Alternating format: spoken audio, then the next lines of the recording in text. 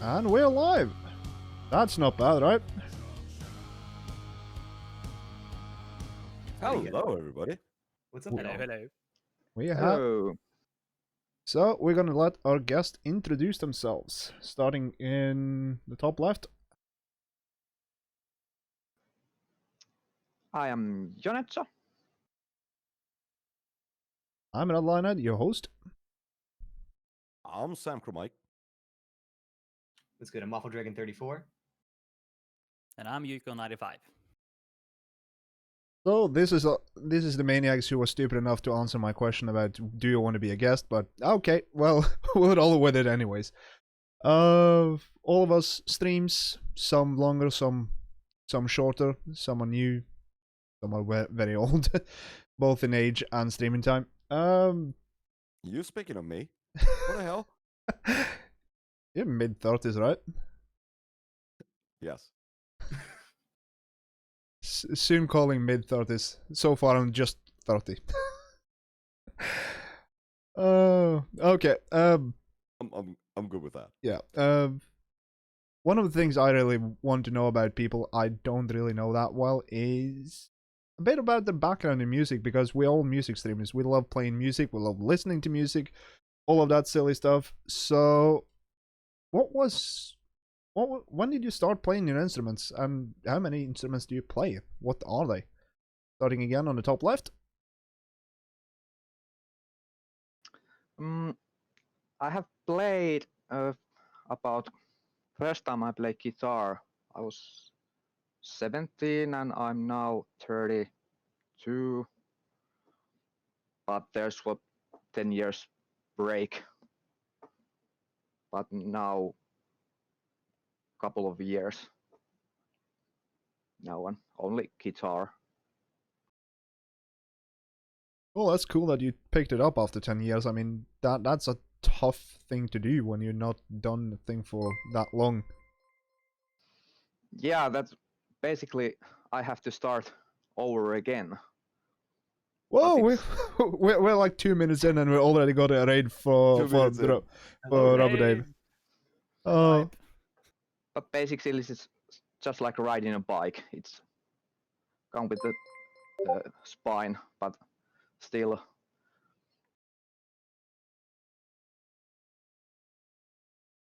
yeah, I bet it's kind of that kind of feeling. Sangra Mike, you kind of I've seen you from like way back when you just started and had like 200 followers or something. I don't remember when it was, but am I right to know that you started playing bass with Rocksmith? Yes, I did. Absolutely. I started 3 years ago on basically December. I decided to pick up a bass after seeing this very man. Big shout out to Luke. I decided to pick up a bass and finally get myself into playing because I thought I could do that with Rocksmith and basically stream it to the world. I streamed a couple times before, but mainly Rock Band by that time, years and years and years ago. And yeah, I decided to go try it with a real bass. And so I started out with Rocksmith. That's always kind of cool when I find out that people have basically learned the entire instrument from the game that we all love and play a lot. It's like Absolutely. Waffle. So I've actually been playing music since I think it was 8. Started with the clarinet back in like primary elementary school. Played that all the way up until like 12. Actually, until about 17, 18. And then I found guitar in between that period when I was like 11. So, or sorry, yeah, 11. No, it's a little hazy. 14. 14. That's the year. I'm trying to do the math in my head. I've been playing for 14 years. And I'm turning to 13. There we go. Picked up the guitar at like 13. Loved it, and it's just been huge with me. It's been my entire life. I just moved in this house, and this is the dedicated studio room. So it's got all the hardware, the gear. Got the nice rack back here with everything shown off. So it's just I've kind of thrown myself entirely into it, and I don't regret it, not a single bit. That is fucking fantastic to hear, mate. That's really nice. Some have some musical experience from like from primary school and all of that, and I also dabbled in that, but I hated it because of the way they teach us. Oh yeah, the recorder. Oh yeah, you're Norwegian too. We had the same kind of thing, but yeah, you're gone. Your experience with your instrument. Yeah, so I got my first guitar on Christmas in 2008. It was when I was, how young was I? I was like 13, and I really, really wanted to learn "Sweet Child of Mine." Like, so whenever you have open the presents and so, I just went up to my room and found like a video of someone teaching Sweet Child of Mine and Whole Lot Love and Back in Black on a video on YouTube, and just did that for the whole night that Christmas. Yeah, learning by ear is something unique in, in that sense, and is one of the things I wish I invested a bit more time in. Oh well, still not too late though. So we've kind of been touching a bit on the topic because it kind of is natural to when did you start to play, but like, are you self-taught? Did you have any lessons at any point during your journey, or is Rocksmith your only teacher? Rocksmith Daddy is kind of a harsh teacher at times, but still working on that. Mm. Yeah, I'm actually. So I had a teacher. My uncle was in a band, and his bassist taught me. Started with the blues stuff, all the pentatonics, and kind of kept me going on. I was that for about 3 years. It was nice because he was very big on improvisation, which makes guitar never boring. Because you could learn the same song 30 times, but if you improvise over the song, it's never the same thing. Then after 3 years, I kind of got kind of stale with him, so ventured off my own and basically just did the YouTube thing. I discovered rocks when it came out, and then that was like my main practice. That's all I did for 6 years, from 2014 whenever it came out till about now. That is really fascinating that you kind of had a teacher and then transitioned into the rocksmith stuff, even though it's like in some ways it's a bit more restrictive, but when you play the learn a song things, you kind of don't get you don't like in you did in Guitar Hero, you die if you or fail if you play too many wrong notes. You can just play whatever you want, really. I've seen some also do unplugged mode where they just play over it and use it as a backing track with some kind of guide to where the notes is. Yeah, someone else had anything on interesting on the lesson thing, or had any lessons at all?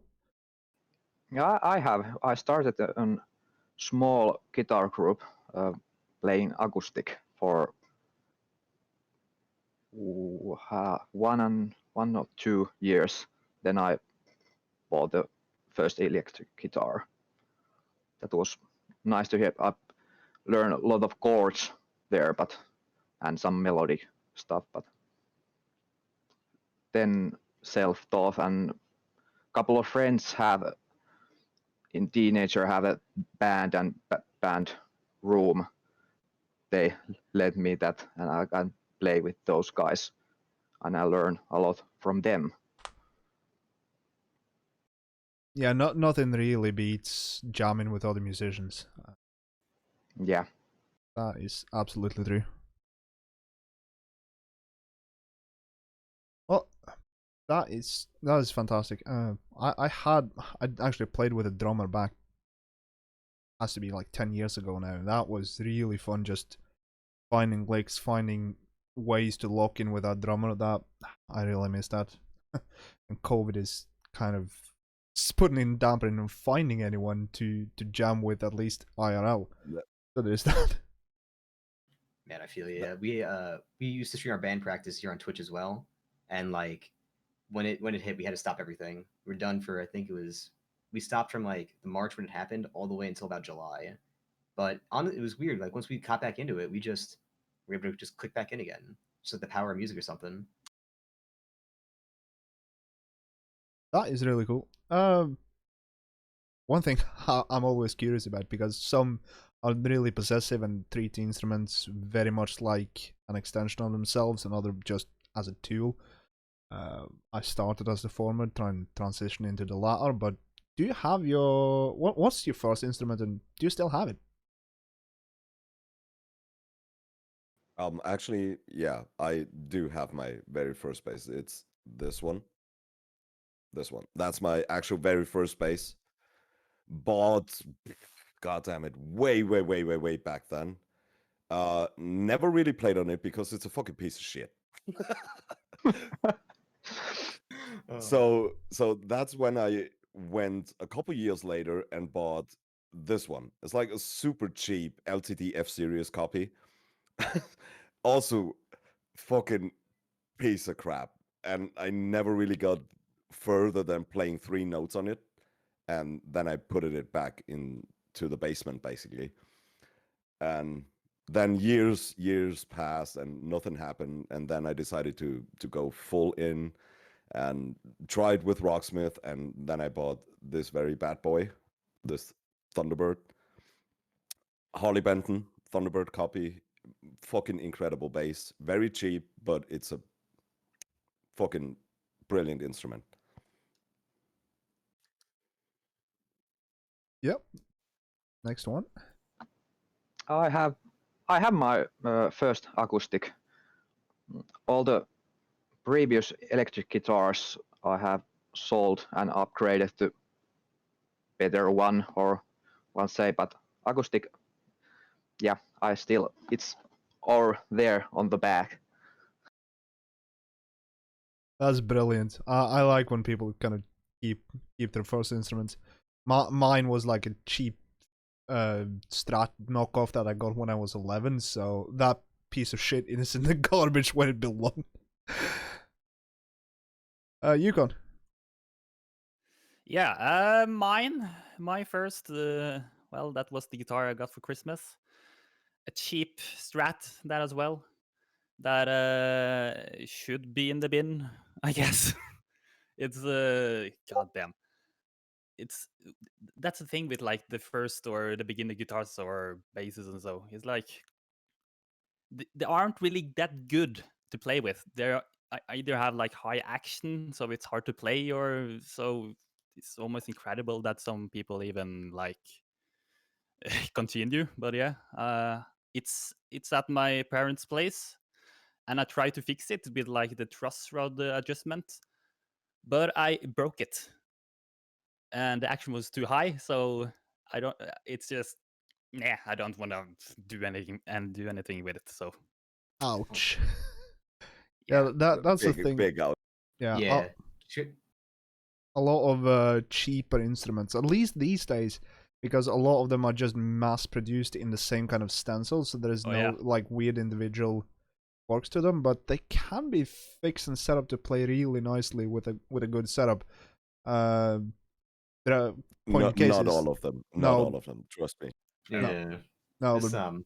most of them, like the Harley Benton ones, at least the ones I've been playing are cheap, but they a steal for the price. But this is not Harley Benton plug. However, True, if you'd true. like to plug us, Harley Benton, especially I nowadays mean, with the cheaper guitars. Now? Oh damn. Which one is that? Harley Benton Amarok 7. Got it Amarok. like Oh, fuck yes. November or December? November. This is great. Is that the Nectar one? Oh yeah. I've been thinking about it because I got a 7-string. I got I found on Reverb. It was a 1999 Schecter Avenger. The thing was beat to shit. Someone had tried to put LEDs behind the pickups, not Oh, God. realizing the hum that would come from it. So no. I took it home. I bought it rather like $100. Completely sanded it down, get a new finish, threw in some DiMarzios, cleaned it all up. Had to fix a hole from the thing. Let me.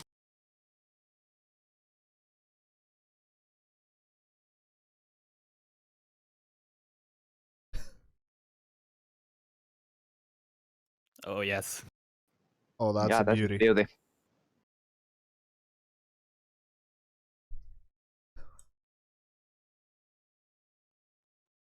Yeah, absolutely. I mean, Unplugged. oh, fantastic. Yeah, I think you need to push your button down.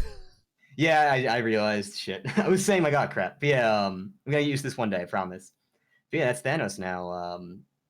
I've gotten a little bit into like repairing guitars, and that's probably one of the most like ashes to classes. No, it's not right. Something like that, like rags to riches or trash to treasure. That's it, trash treasure. That's the one build that was very trash treasure. Absolutely. Yukon, I see a bass there. Do you play a lot Oh, of yeah. bass? When I get the bass requests, basically, or bass charts. So that's Yamaha something TBX 300, I think. I can check on the back on the headstock. Yeah, why not geek out about instruments, right? Oh hell yeah! All right, this is TRBX 304. Yeah, that's a good looking bass though.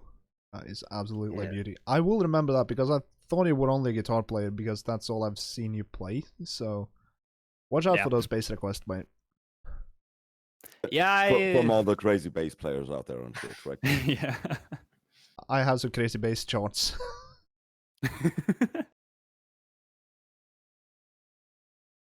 Okay, so we talked a bit about like instruments and backgrounds and all of that, but influences, like what kind of influences do you have, like genres or bands or player or anything? Like what's your major influences in what you play and what you like to play? That's what I'm curious about.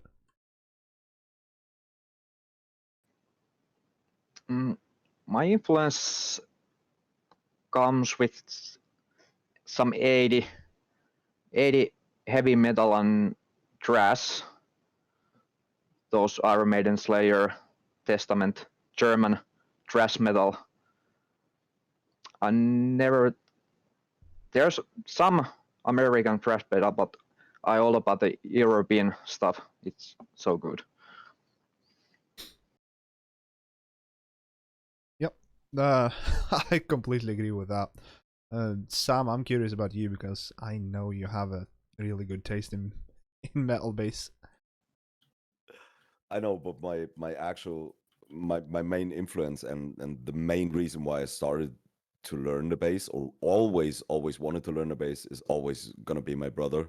Because as long as I remember, my brother had that Rickenbacker, and he used to play a lot when I was a kid. And when I got to childhood memories of my brother, I always remember him playing that Rickenbacker, and that's why I always wanted to play the bass and know how to play a bass. But nowadays, musical wise, it's actually like more the power metal stuff and the fun metal stuff. I really enjoy playing because first of all, it's not too crazy hard, so you can actually have a bit fun of playing it, and you still make progress. You know what I mean? I when I started, oh my god, I remember I played like probably just Sabaton and Powerwolf. That was the only two bands I played. Oh yeah, I mean, for a bassist though, for to talk a bit about that is like learning those kind of bands. Yeah, the bass lines aren't too technical, but there are things in there that you as a bassist should focus a lot on, and that is the timing and the precision and just getting that technique down, especially the timing, locking in with that tempo. And when there's not too much going on around it, you can focus on that bit way more than trying to just play the notes. Exactly, focusing a lot on what the drums are doing, not as much what the guitars are doing. You can focus on that when you get like your rhythm done. You can focus a bit on what does the guitar, and when our breaks come in, you can improvise a little bit. I can't do that, but some can't. I know you can.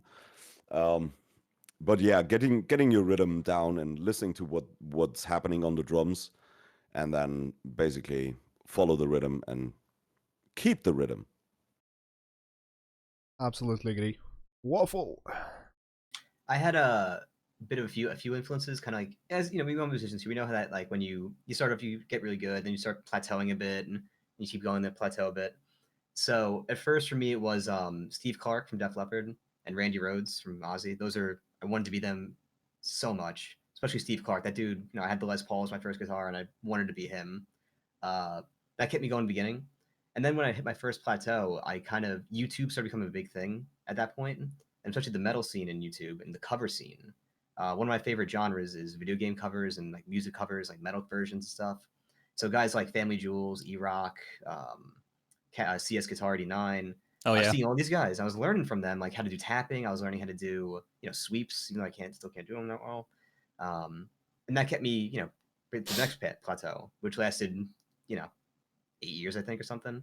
Then I found Petrucci and Jason Richardson, and I needed to be them. So that's kind of where I'm at now, is me just trying to learn tinnitus, which is never going to happen. Oh damn. Yeah, I got the tabs, and let me tell you, man, give it a shot. It's a fun one.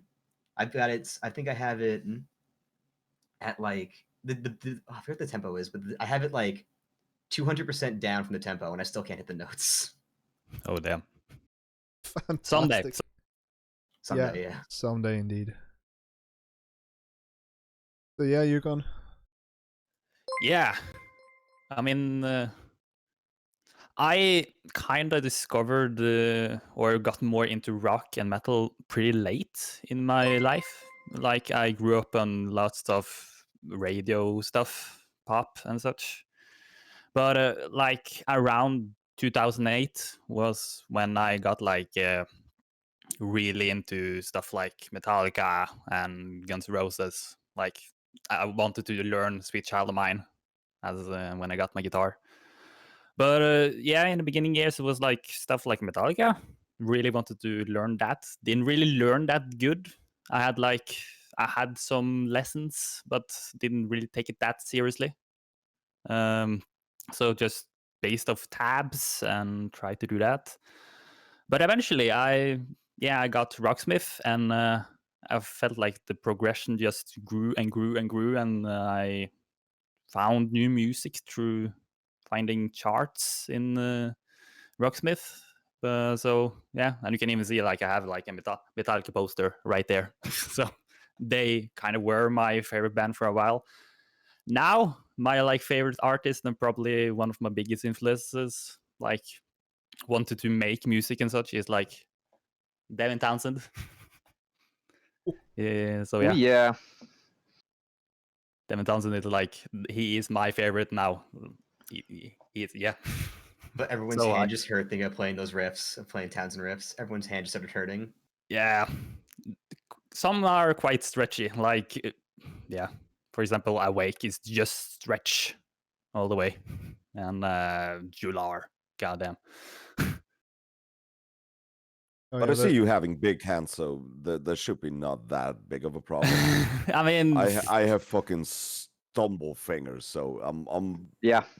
I have very small fingers. I've stretched them out a lot. Like if I compare like my other hand, this stretches out so much compared. Yeah, that's kind of a weird thing. Is the left hand usually, if you're a right-handed player, it's really stretched out, and the right hand is kind of like not that not that stretched out, at least, especially for guitar players who play with a pick, because the hand is just holding in like that. Slapping, I guess you get a bit more stretch. I don't know. A little bit. I mean, also hybrid picking helps a lot for the guitarists, because like I'm a huge fan of Polyphia, so they kind of introduced a hybrid picking where you get the pick and like the three fingers going at the same time, and that really just opened a whole new world for me. Oh yeah, Yeah, the triple finger picking I do a lot, especially when it goes like to really fast 30-second notes on any kind of riff. yeah, because basically you have to, right? Because with two fingers, it's almost impossible to get up to that speed.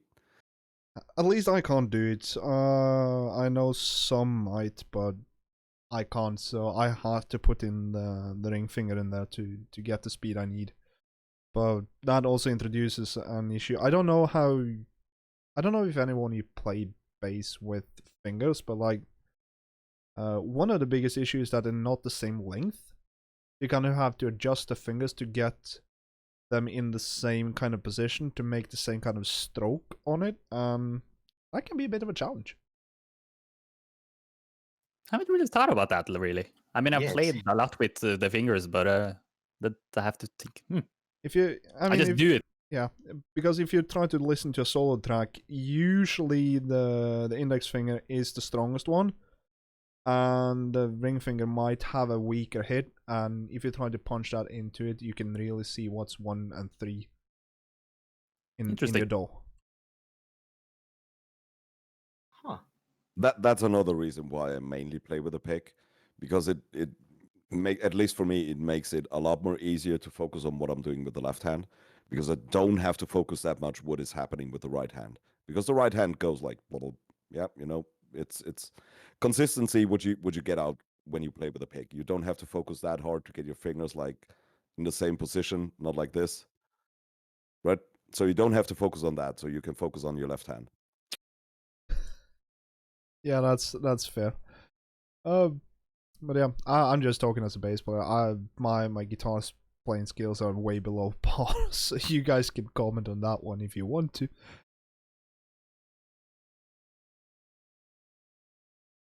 Well, yeah.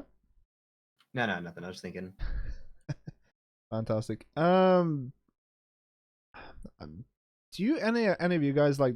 Have you played in a band, or do you play in a band? I know playing IRL in a band now is kind of moot because, well, everything. But have you played in a band before, and like, or how many if you've played in multiple? No, I haven't, but I say earlier I have friends with the bands, and they let me play with those guys sometimes, so that's all. Yeah, I've been in one for a little over a year now. It's it's funny. I knew one of them in high school. Then we just I didn't really know him that much. Then he posted on a Facebook page like, I need to draw a new guitarist. I got another guitarist. Let's start a band. And year and a half later, we're here now. We finally are back at practicing. And we're just kind of chiming. I'm working on our first demo now. I'm mixing and editing it and trying to get the drummer to actually do his takes and send it to me. You do the mixing? Yeah, they send me all the stems, and nice, I do all the nice. mixing, editing, audioing. I didn't go to school for any of this. I just kind of I don't think I'm incriminating myself. I say this. I found a copy of FL Studio like 15 years ago, and then a friend who also found a copy helped me. Like we taught each other how to record and edit and stuff, and then I just kept going with it. Now I've gotten a decent amount of experience with like EQing, how to make things sound good. Nice. Yeah, that's a really difficult bit. That will take. It seems like it takes years to master, even with all of our like kind of advanced shortcuts and all of that. I did electronics and audio engineering in uni, so I never got the hang of acoustics. I still feel like I don't know that well, because that's if you're gonna dig into it, it's like a lot of physics. Oh, I feel you, man. And I went to school for engineering, so I knew some physics, but even then, they would still I'd still try and read up on it and be like, okay, so if the sound wave bounces off this wall, but it's reflected this way, I'm like, all right, no, I'm done. Goodbye. Man, I wonder how that would be in this room. It's like I have like this arch over here, and like Any square room is usually a bad thing because you get a lot of standing wave reflections that just bounce off each walls. The more irregular shaped it is, the better in general. That's why cars seem to be a lot of good places, because one, the shapes are not regular, and it's really leaky. Anyone who listens to anyone driving around down the road, boom, boom, boom on a car knows exactly what you mean. It's like the sound just leaks everywhere. Well, we know Sam is in a band. He's the secret bassist for Powerwolf. Don't tell. Couldn't resist. Yeah, I made a secret appearance like 2 years ago where I face painted myself as a bass player for Powerwolf. Yeah. No, I'm kidding. They don't have a bass player, so that's why people in my chat came up with that I'm the bass player for Powerwolf because I played so much Powerwolf in my first year of streaming. So people started to make fun of. Yeah, I kind of do the running gag as well, where I just shut off the camera source and say, now I'm the bass player for Powerwolf. Yeah. Nice. Oh, that's funny. What do you practice outside Rocksmith? Like, I guess some of you practice more than just Rocksmith, or outside stream, perhaps. A more interesting question in that sense. Yeah, go ahead. I would actually love to have more time, but my daily job and my streaming schedule wouldn't allow basically much more, unless I would get like fuck myself up completely. So my main practice things are my streams. So yeah, but I came to a point actually where it's kind of weird, but I came to a point where I play requests where I know, oh my god, this bassline is difficult. I can already hear it, like a song I never heard before, but I can hear it from the preview, and I think, oh my god, this is going to be tough. And then I found myself, okay, so that was actually the pattern I was thinking of in my head, and I was going through like, yeah, okay, this is fine. Okay, I don't need to look at Rocksmith anymore. And yeah, oh, key change. Yeah, okay, fine. So this is the point where I got into right now. So after 3 years of streaming, uh, basically the first year almost every day, and from the second year till now, like 3 or 4 times a week, I get to that point now where I can, where I start to understand music, if you know what I mean. Absolutely. How much do you practice? Not enough. That's correct. Not enough. Yeah, that's the only answer you can get. How many guitars do you have? Not enough. How much do you Yeah. practice? Not enough. It's always the same. There's just no boundaries. You just got to keep going. Oh man, you said you did 5 days. How'd you survive that? Because like I can barely do my 3 without just passing out after a few hours. I mean, when I started, I really started out streaming every day after work, and even if it's just like for 2 or 3 hours, um, I did that every day, every day. So 8 to 9 hours of work, 2 to 3 hours of stream, go into the shower, grab something to eat, go to bed. Next day, same. So that's when I started.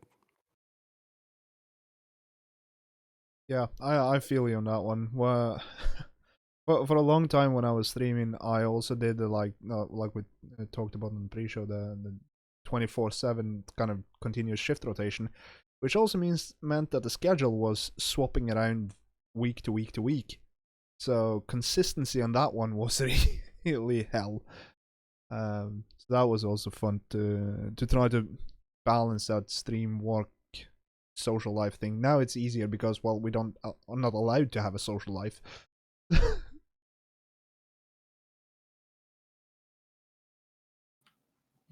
But yeah, practice outside Rocksmith.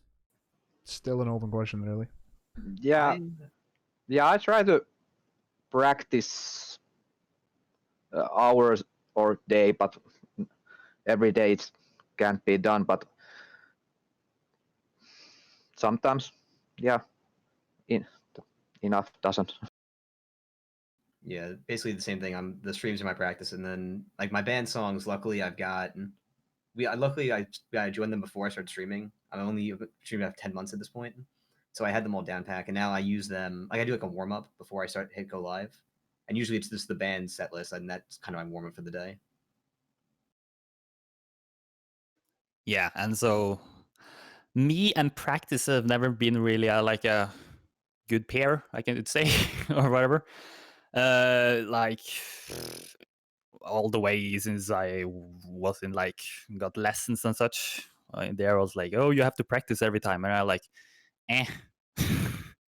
And so me discovering Rocksmith is like the best thing to happen to me when it comes to practice, because you're practicing with fun stuff. You're practicing with songs that you want to play, and you get them at like full speed, or you could have it slower or less notes and so.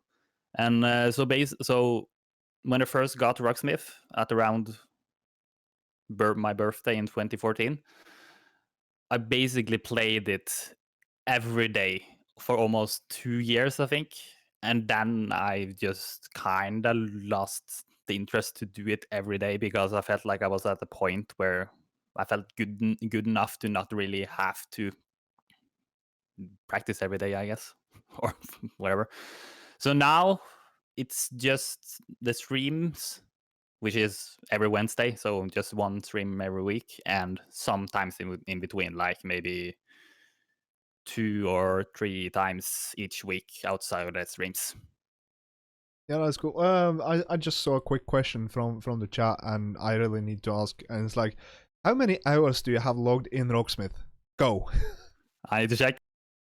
1100 and something. I just checked last night, which is the second. It beat the other game I have on Steam, which is TF2, which has I think 450 hours. Okay, it's much more. Same. It's much more for me. It's 2,300 hours. 2,900. Oh, damn. I have Rocksmith roughly over a year, and it's 711 That's not bad. hours. It's nice, yeah, damn. And I have it at 1.4k hours, so. Damn, and here I am sitting thinking, well, 1100 is a big number here. My God. Everyone beat me, Mr. 1 year over here, 700 hours. Oh, yeah. Nearly 3,000 hours. That's Oh, Nearly shit. 3,000. Yeah. I'm gonna boot the game real quick. Hold on a second, guys. I'm doing this for like 3 years and 2 months now. So yeah. Faceless has like 4,500. Holy shit. Damn. That is. We gotta get a Unity like leaderboard. Like everyone just show their hours in the game. So who's at the top Yep. score? Yeah, it should be. Yeah, I also know that I kind of left Rocksmith running when I wasn't doing anything, so I kind of had at least 100 plus hours just not being there. How much is idle time for us? Like, I don't know. That sounds like he's boosted his numbers. Take him off the leaderboard. He's out. No more. Done. yeah. Delboy is cheating, of course he is. Delboy has like I think he mentioned it the last time. It is 16,000. I think I'm not 100% sure, but I think he passed. Holy 1,600. crap. Actually, just a follow-up question. Did anyone here play Rocksmith 1? Or did you guys all start with 2014? I started with 2014, straight on. Yeah, 24. Yeah, same. Same, but I played the original Rocksmith. I actually bought it and I played it as well, but it sucks monkey ass. So. I remember really wanting it though, because I saw the Corridor Digital made a video of Rocksmith, where they had like this guitar battle. The like OG guitar players never played the Rocksmith, and the Rocksmith player who can see the notes and defeating the OG guitar player. Yeah, the Freddie Wong and Connor, I think his name was, right? I remember that video. That was a great video. Yeah, I think that was actually another one, because they made like a whole other like, what's it called? Like just like sketch video, Yeah. which is just like the Sam and Nico, who is the Rocksmith player, and yeah. Mm-hmm. Great song as well, actually. It's made by Sam Gorski. Ooh, I had no idea. That is Heard that in really years. cool. Kind of follow-up question to the practice thing is like, what do you wish you'd practice more, like in terms of technique, scales, ear, listening, more songs, all of that's kind of fun stuff.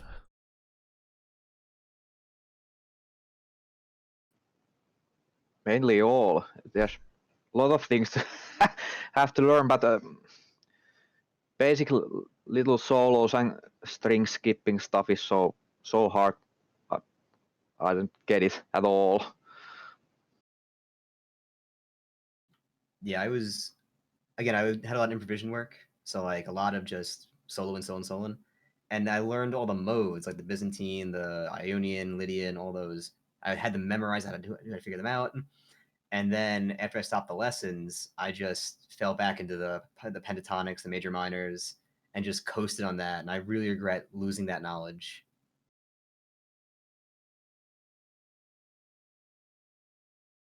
I never actually had knowledge about that.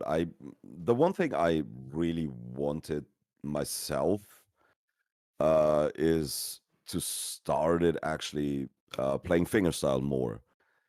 Because nowadays I try to do fingerstyle on a couple songs and I'm doing kind of okay. But I wish I would have done that way earlier. Because I mainly focused on playing the songs, so I decided to stick with the pick because it's easier for me. But I wish I would have done that fingerstyle as well back in the day. Yeah, it just gives you another tool in the toolbox, really. That's what it is. Yep, yep, yep. Having an upright bass would be fantastic because I would actually love to try to test playing with a bow because that's something I have never done. Sounds difficult. Hmm. Yeah, I think for me, Ask bass dude. yeah, basically. Yeah. But yeah, I think for me, it would be like stuff like I never really learned scales and such. So just for like the music making stuff, I would like to like know where to play stuff, or just basically like, oh, you're playing in an A. Where on the guitar do you play? And just basic lead stuff. I mean, I know I've just learned some stuff through Rocksmith, like forcibly, like just the. But yeah, like stuff like sweep picking.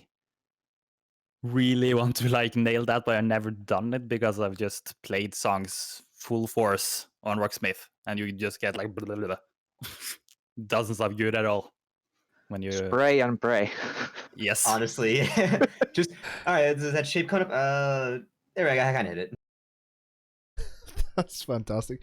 And always be self-conscious about yourself. Always say you nailed that. Yes. Always. Yeah, And then with your foot, just lower the volume on the slider and mix in the OBS mixer. There we go. Just hide that one part, bring it back up. And yeah. Just hit the last note, and you did a good job. That's how it is. Yeah, First and last note, brother. Yeah, first and last note. Absolutely. For me, I kind of said it the last time I was on here, and well, it's ear training. When I started to chart, I really got a hard lesson in how bad my ears were because I was trying to translate tabs into a song and actually verify if it's correct. I'm still not perfect, far from it, but that was a hard lesson in knowing how bad my ears were to distinguish what sound is where. Which also leads me to the question: do any of you guys chart, or wish you would chart? I wish I would chart because like there's so many songs I've found tabs for and like things I want to chart. That I just have. It was I got scared when I first saw it was a thing. When I first discovered CF Forge like years and years ago. I saw like a video. It's like 30 minutes long of how to chart. And I'm like, I'm not gonna do this. Absolutely not. And now I'm talking to charters, and they're like, yeah, you just take the Guitar Pro tab, you throw it in, see if it works. I'm like, oh well. Yeah, easy peasy. Sorry. Yeah, easy as that. It's total simple, yeah. Actually, if the track is quantized enough, that's actually how you do it. And if the tab is good enough and the track is quantized to hell and back, you can sort of get away with it, but mostly no. Yeah. I have done one chart, but not published that. I have tweaked there and there, but maybe someday. Yeah, I have made some charts. Made 2 songs from a band, defunct band now, which is called Right to the Void, which I got the tabs directly from the guitar player because he's frequently in some streams I am in. So I made those, which I kind of want to. I'm not really that happy with, but they are good enough. And just recently, I made a chart for his new band. So yeah, I have some experience and learned some stuff on the road. Like for example, it's good to like sync the tabs in the Go Play Along thing, because some charts are just completely out of sync somewhere. So, and that's a nightmare. Like try it. I don't really know how to sync stuff in the editor on Fire at all. Like, or you, I know kinda, but like it seems so complicated. Usually the biggest issue is that the recording isn't on the grid, and the BPM in edit on Fire tends to be completely on the grid. And there is a few ways you can try to go around that. One is just trying to either slide the BPM on that section, or just change it completely, or use the Sonic Visualizer tool to try to approximate what the BPM should be for that particular section. And all of them have advantages and disadvantages. But that's usually what it is. It's that the grid is not correct to the actual tempo of the song, because the grid is picked from, well, the guitar profile, and that can be off as much as like 20 BPM in some songs. That's usually how I've experienced that one. Yeah, because I've tried some charts, like really wanted to have like some songs in Rocksmith and try to make them, but I just couldn't figure out the sync of it, so I just basically gave up. Unfortunately, some have actually made those charts that I wanted to try. Yeah, So that is shout out cool. to them. Yeah, I also I'm very lucky to have this community, so I can actually use them as guinea pigs, and they will give me correct feedback. Not always the things I want to hear, but the things that are correct, and that's also really fucking important. Just I don't want to at least it's honest, right? Yes, because I don't want to publish shit charts. I still have today only one chart I've redacted because it was just too terrible. Still working on it. I actually tried myself at one chart, and I gave up after basically a whole day of trying to figure out what to do, and then I gave up because it was too Yeah, I much. can imagine. It was an Equilibrium track, so for everybody that knows that band, I should have picked a easier band to start off with, but yeah, basically gave up after one day. Thought to myself, hell no, this is not going to happen. And basically 2 days later, Delboy made that specific chart in like half an hour or stuff like that. And I was like, oh, hell yeah, I'm not going to try that again. Yeah. And that's like a thing also I think about. Like, I kind of want to, now that I know some new stuff with charting, but I see it, but people have already like posted their version, so I don't really want to do mine because it's kind of good already. So I don't really want to overdo No, or make more songs come to the library. yeah, there is no right or wrong when it comes to, well, there is wrong, but there's no like one right version for charts, and some people make charts just for their own. I know some have some songs I really want to do have only lead, which kind of is fine for me because I generally play rhythm and bass, so I'll just make that and just forget about the lead. They can play the other chart. I don't need to do that. So make your charts, make them for yourself. Maybe you want to change some tones, all of that fun stuff. Oh yeah, or- tones. Tones is like tones. Goddamn. Yeah, I vote all that. Some tones are so bad. Like much easier for us bass players, right? Because you only need basically one or two good bass tones and you got yourself covered. Yes. yeah. Meanwhile, we're sitting here with 30 pedals on the floor trying to figure out what to Yeah, do. trying to Yeah. figure out, oh my god, what should I do on this? And oh no, it's more reverb. No, it's more distortion. No. I think I gave up on the. Basically, I basically have like one main bass tone which I use on, I don't fucking know, 90% of all of the songs I play, and one distorted bass tone. So that's all I need. Smart. I gave up on that whole. I didn't even trying. I just said I'm gonna route my amp and pedal board just into the interface, into Rocksmith, and just have my foot controller. So I'm just gonna get the camera on it. Might be able to, that piece of steel down there. That's I'm controlling all the tones. Oh damn. That's cool. Absolutely. I know a lot of the guitar players kind of tends to go for an Axe-Fx or a Helix or something like that, which has presets for different bands just downloaded, so they don't need to rely on the tones for that, because usually, unless you are in like very esoteric bands, they have like one tone and that's what they do. For that specifically, like stuff I play a lot of Ailstorm and Powerwolf, there are no big variations in tone there, but if you're gonna do like Steve Vai, you have a million tones. Just throw on, just to get an overdrive, and then throw every modulation effect you can throw at it, and you'll hope they land. Yeah, so we got another question from the chat, and that's exactly the point we were touching upon, using an external stuff or just relying on the Rocksmith thing. And as I said, for us bass players, relying on Rocksmith is not really that terrible. So I just do that, simpler, easier. Yeah, same for me. Just like I said, I basically got three safe tones, and two of them I use mainly for all of the songs, which is total fine for me. But I totally get the point of getting like an Axe-Fx running for every guitar player, because it's so much easier, because you're not limited to like three of your own tones. Makes it a lot easier to handle all of your stream stuff. Just now I only used Rocksmith cable, but yeah, I want to try their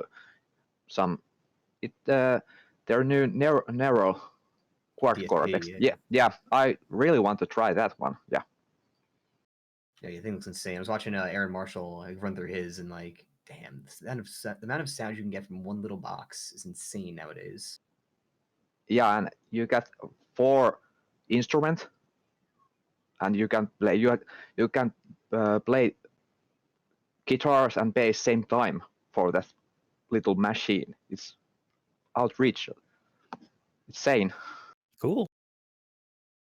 Yeah, I was thinking actually about getting something like the Pod Go, which is like a in between the original Pod and a Helix, because it uses some of the Helix technology in it, but it's way cheaper.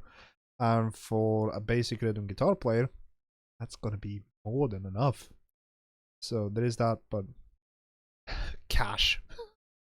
Yeah. Unfortunately for most of us.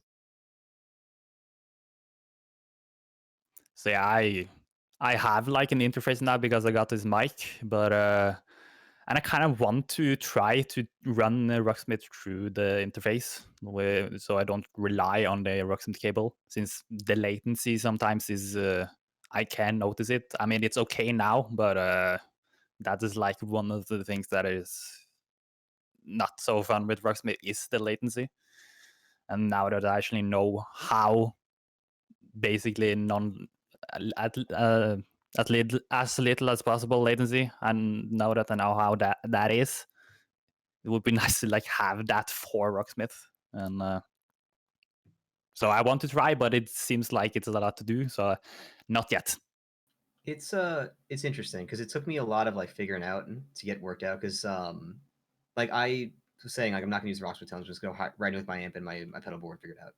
I'm trying to do a video on it soon to like explain, because it's a very weird process. I'm basically using a thing called the Tuner's Torpedo Captor to capture all of the sound from my amp and pedal board and just bring it right to front of house or my interface, which then gets picked up by the computer.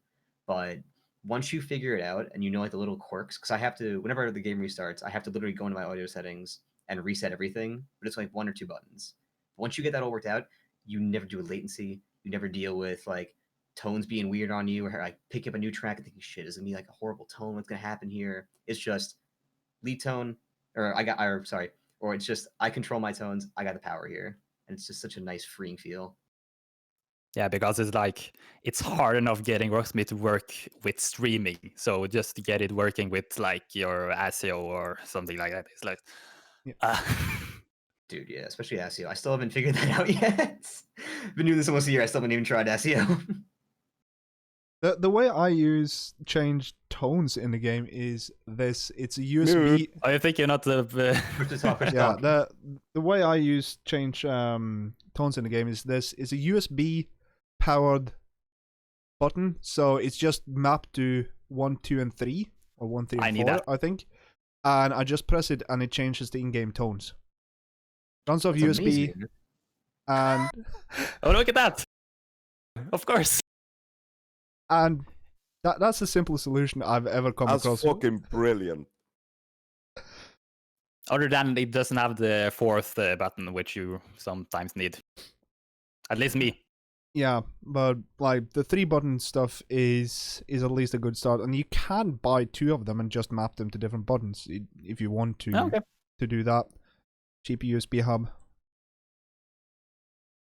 And also, I wish that Rocksmith had more tone slots, because I don't have a clean tone slot in my like tone designer thing. So I just have like I had a ghost tone, and I have just all metal tone, and one more reverb delay tone. That's all.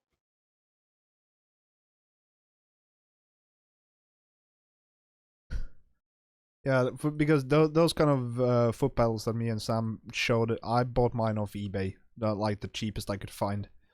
Yeah, I bought mine off Amazon. It was like, I don't know, €25, I think. Can't really remember. 25 or €30. Very simple to set up. Just download the software because I don't have a CD thing in my PC anymore. So download the software, get the key bindings on, and you're good to go. Simple as that. Done in 1 minute. Yep. Yeah. I should have fucking bought that like 2 or 3 years ago. Oh, I should probably buy that now. I just recently bought it. I got that for like 3 weeks now. Can't remember, 3 or 4 weeks. I should have bought that way earlier. It's such a life changer because I don't have to reach to the keyboard anymore. I just can continue playing and just do the foot switch thing. I exactly. can't wait for everyone to have that pedal in 2 weeks. Everyone in chat right now is going to have that thing in about 2 or 3 weeks.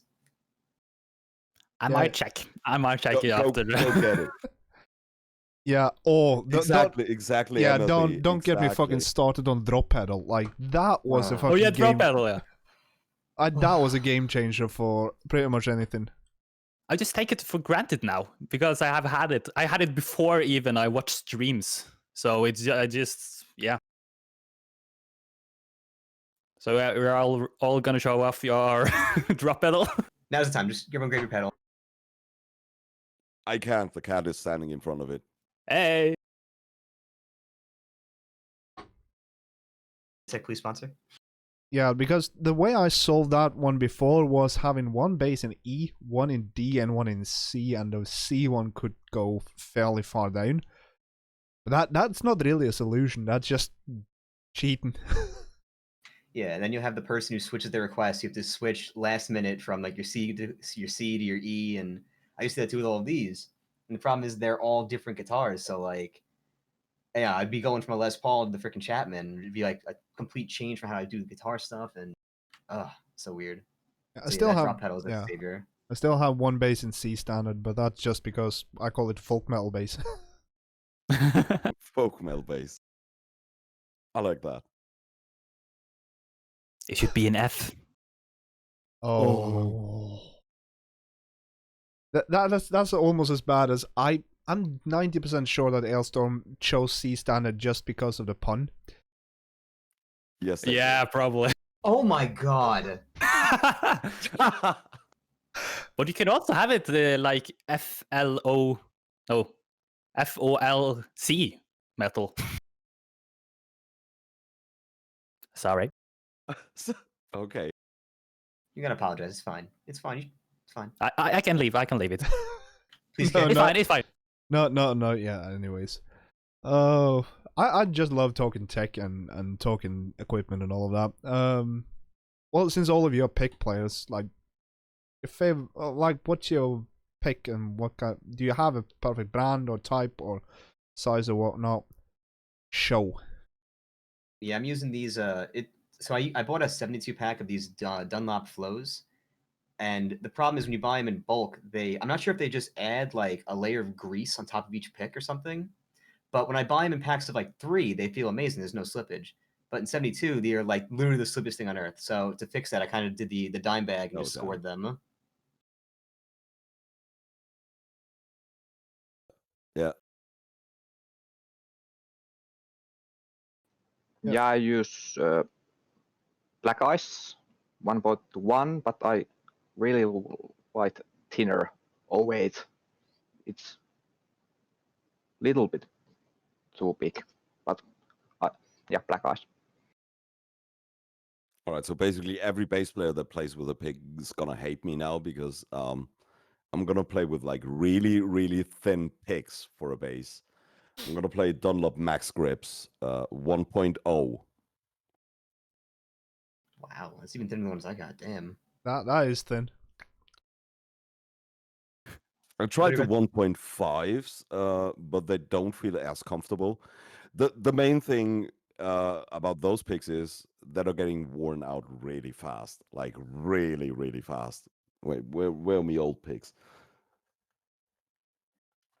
So yeah, I am usually playing with the Dragon's Heart pure picks, which is like, what is it, 2.2 5. 2.5 millimeter.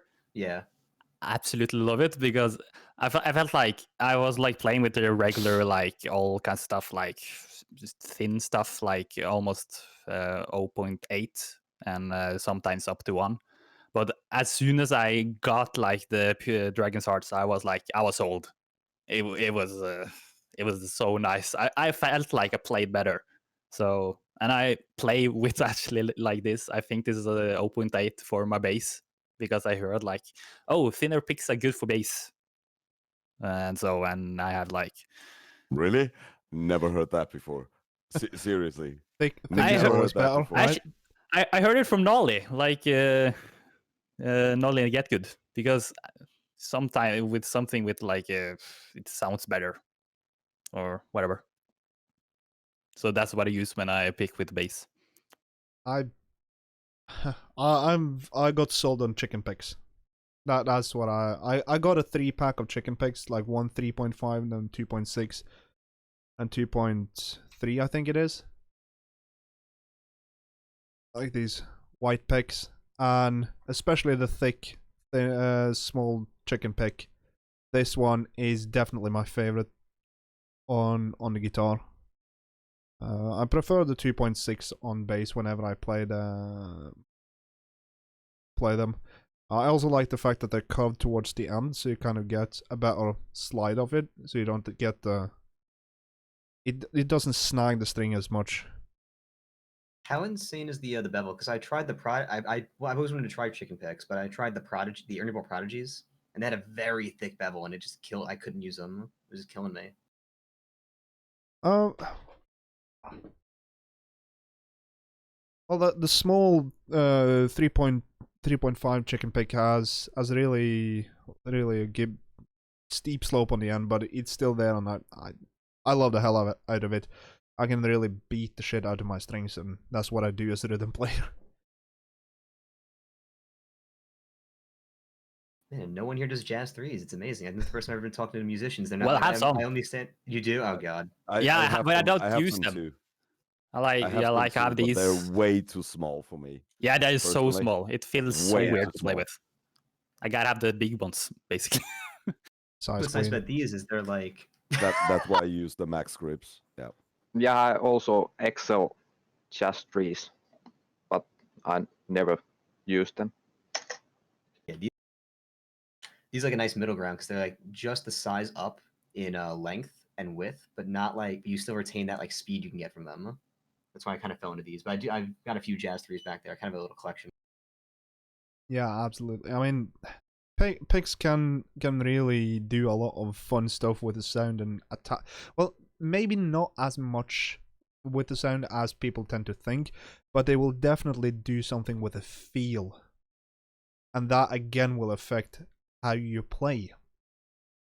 And again, affect Definitely, the Indeed. that's why I'm using such a thin pick, because it makes me feel a lot better while playing. Because when I use a thicker pick, you guys just saw I have a 3 millimeter pick, I have a 5 millimeter pick, all that stuff, and I tried all of them. And what happens is when I play thicker picks, I strum with less power, which makes the sound not as powerful as I wanted it to be. It's all happened up in here. So Yeah. And one thing I forgot to say about the Dragonheart picks is like they last so long. I've had this for when did I get it? I think I got this like October last year. But the one before that I got in like May the year before, and it lasted. And I could probably use it now, but it's a holy hell. little rounded. So Yeah, dude, those things are insane. Mine they is a year never. and a half old, and they don't see any signs of wear. yeah, Yeah, that's that's a nice basically part. one of the reasons why I even use it, is because it lasts so long. I don't have to think about having it wear out. Yeah, it's a big, especially with On streaming, a because like I've had picks where I've started a brand new pick and I've done a stream, and I think it's just like they're trying to kill a pick or something. They were just on black metal at me and all this crazy stuff. And the pick was so worn by the end of the stream, I was like, I couldn't use it. It was done. Like, all right, well, that's another one out. Oof. That's the thing with the 1.0 max grips. On a regular basis, so 3 streams per week, or like 5 hours, 6 hours per stream. The 1.0s are worn out after like 2 or 3 weeks. Not much more.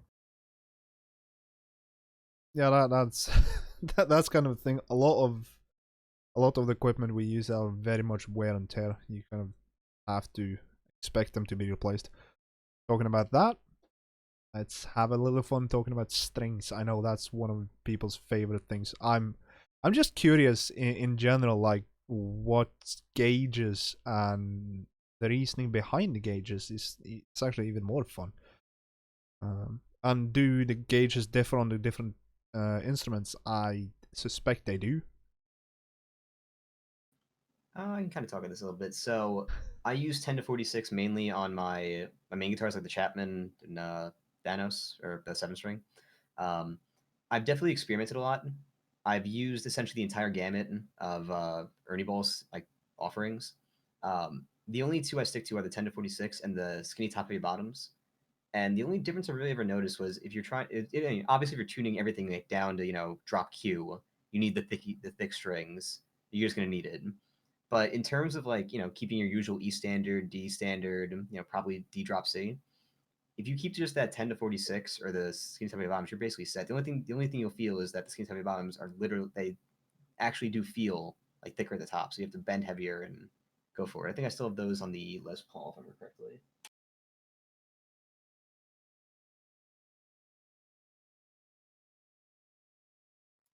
So I'm using 45 to 105 on basically all of my 4 strings, like all of those. Even this one is all the time in drop D. I still use the 105 for the top string for the D. 45 to 105 on this one as well.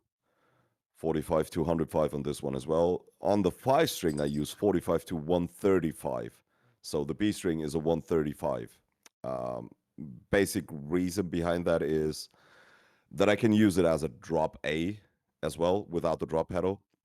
So I can go drop A with the 5 string without the drop pedal. 45 to 105 on the Pink Boy as well. Keep that in E standard. And on this shitty piece of wood, I tried to modify it to 65 to 130, actually 4 string.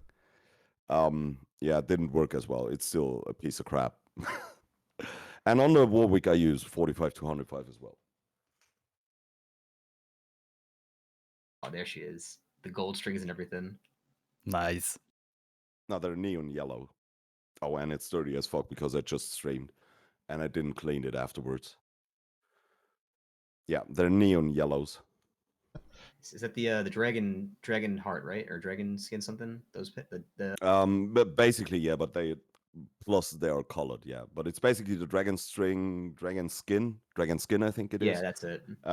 Plus the color on top.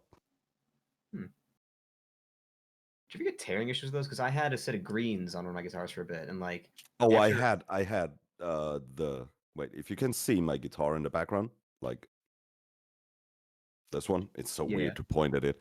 I had, because it's an all black guitar and it looks fucking badass. I had black beauties on this one as well, and I thought it would be fucking amazing. And then I played like one song, and the coating came off immediately, like after one song. And I was like, oh my fucking god, what the hell am I doing? This looks like shit already after one song. And I didn't have that issue with the bass strings. It's just for the guitar. So do yourself a favor, don't get colored strings for your guitar. At least you just want to record one song. They should be good, but otherwise don't do it. Good tip there. For me, I use a variety of strings, of course, because I can't do anything sensible in that sense. The guitar, the guitar tends to stay in 11s, just because it fits better with what I play on the guitar.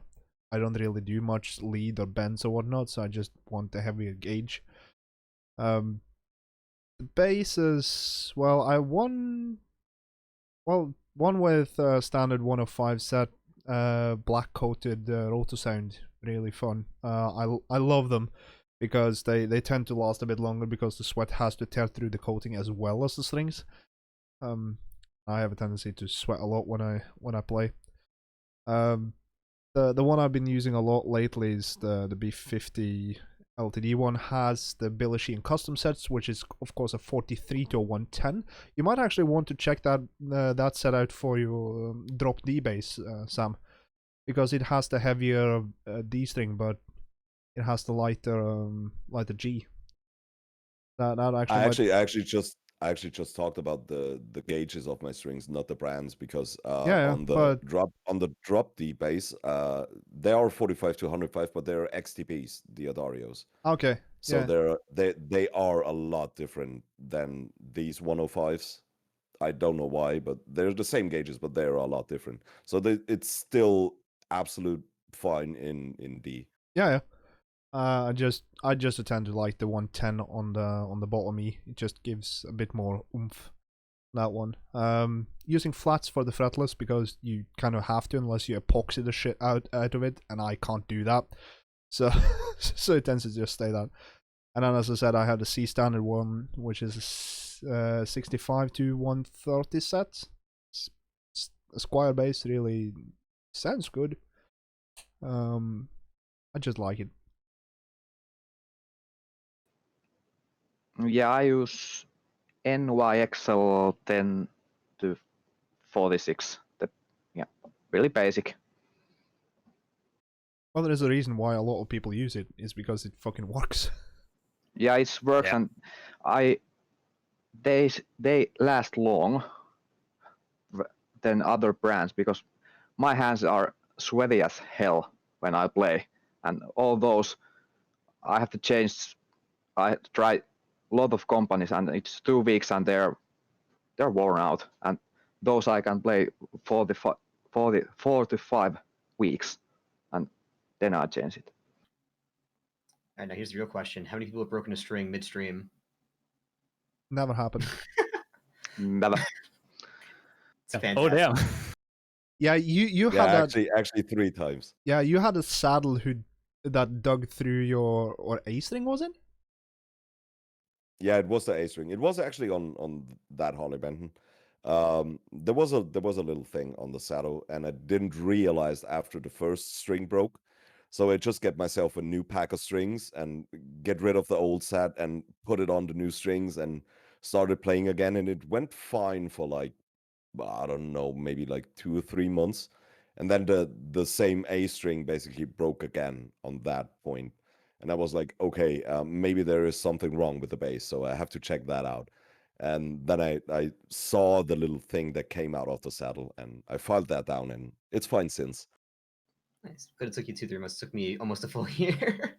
Oh my kept- god, I actually broke 4 times the string live on stream. Oh my god, you guys! Oh fucking hell! Yeah, the cello Yeah, tuning. why did you guys remember me? calling It's you out. Luren, bro. He has to do that. Oh my god! Oh yeah. Okay, it's actually 4 times I broke a string live on stream. 4 times. Once it was like Snow Shovel's weird cello tuning.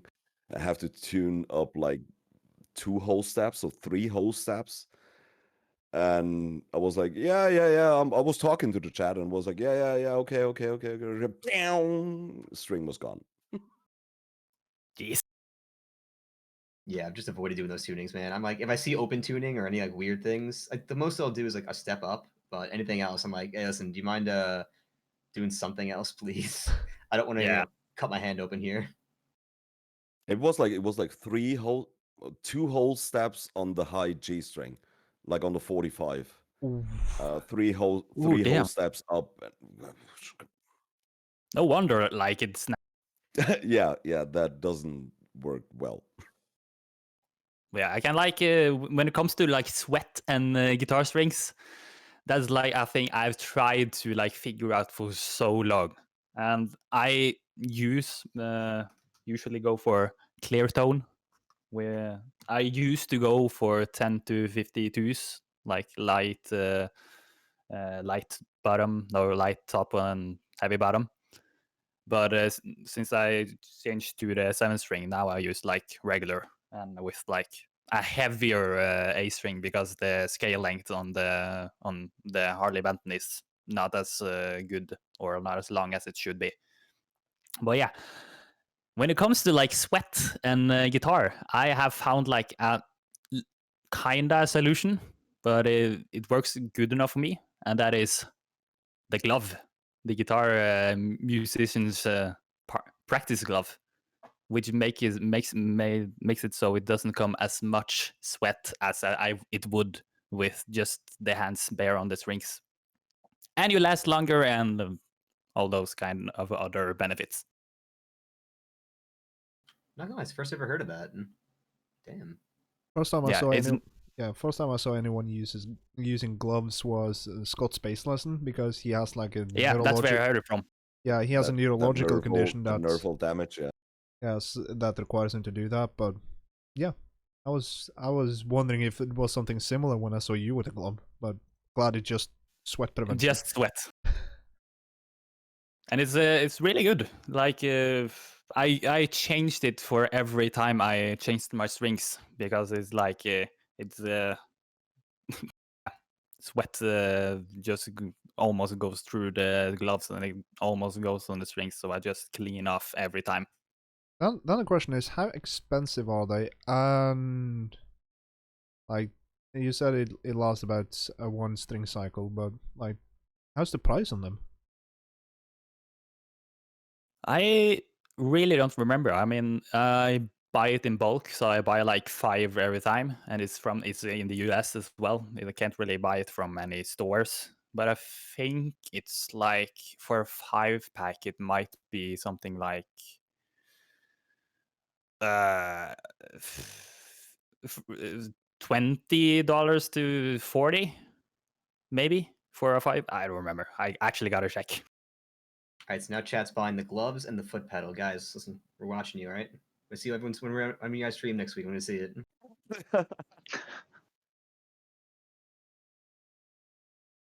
Yeah, that's awesome. I know we've been talking for a while, but I gotta know what's like the story of the reasoning behind your Twitch names. I'm really curious about that in general. Honestly, I didn't remember, because this is only the one username that I have, so maybe 20 years or something.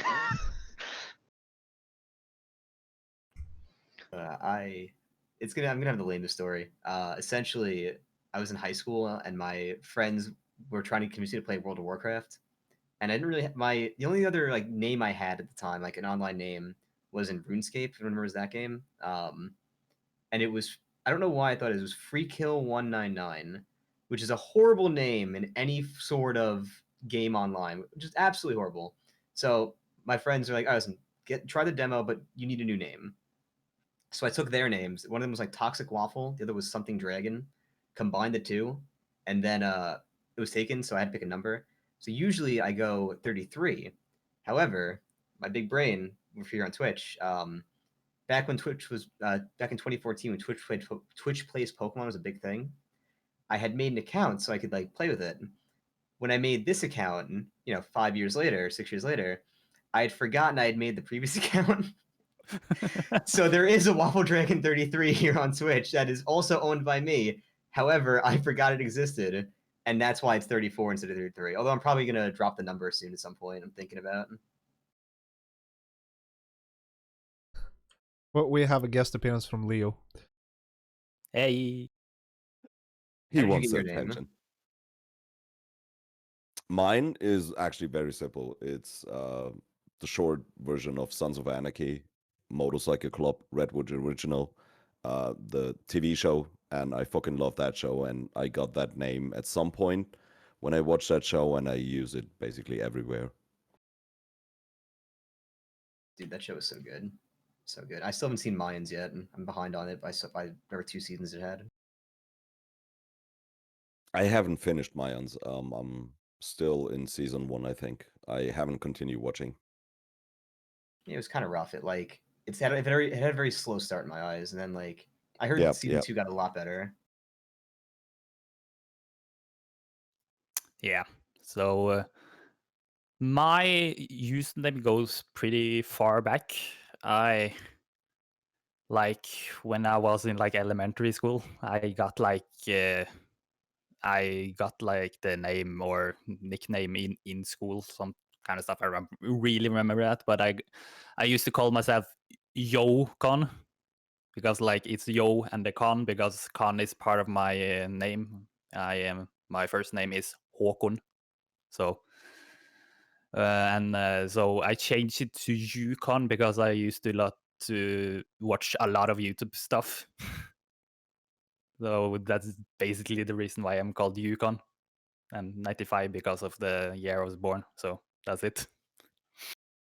Actually, I was actually 34 because I was born in 1934. I'm actually, a couple 80. I think I'm 80 years old. That math works out. Yeah, you look Wasn't that it way. the 33? Yeah.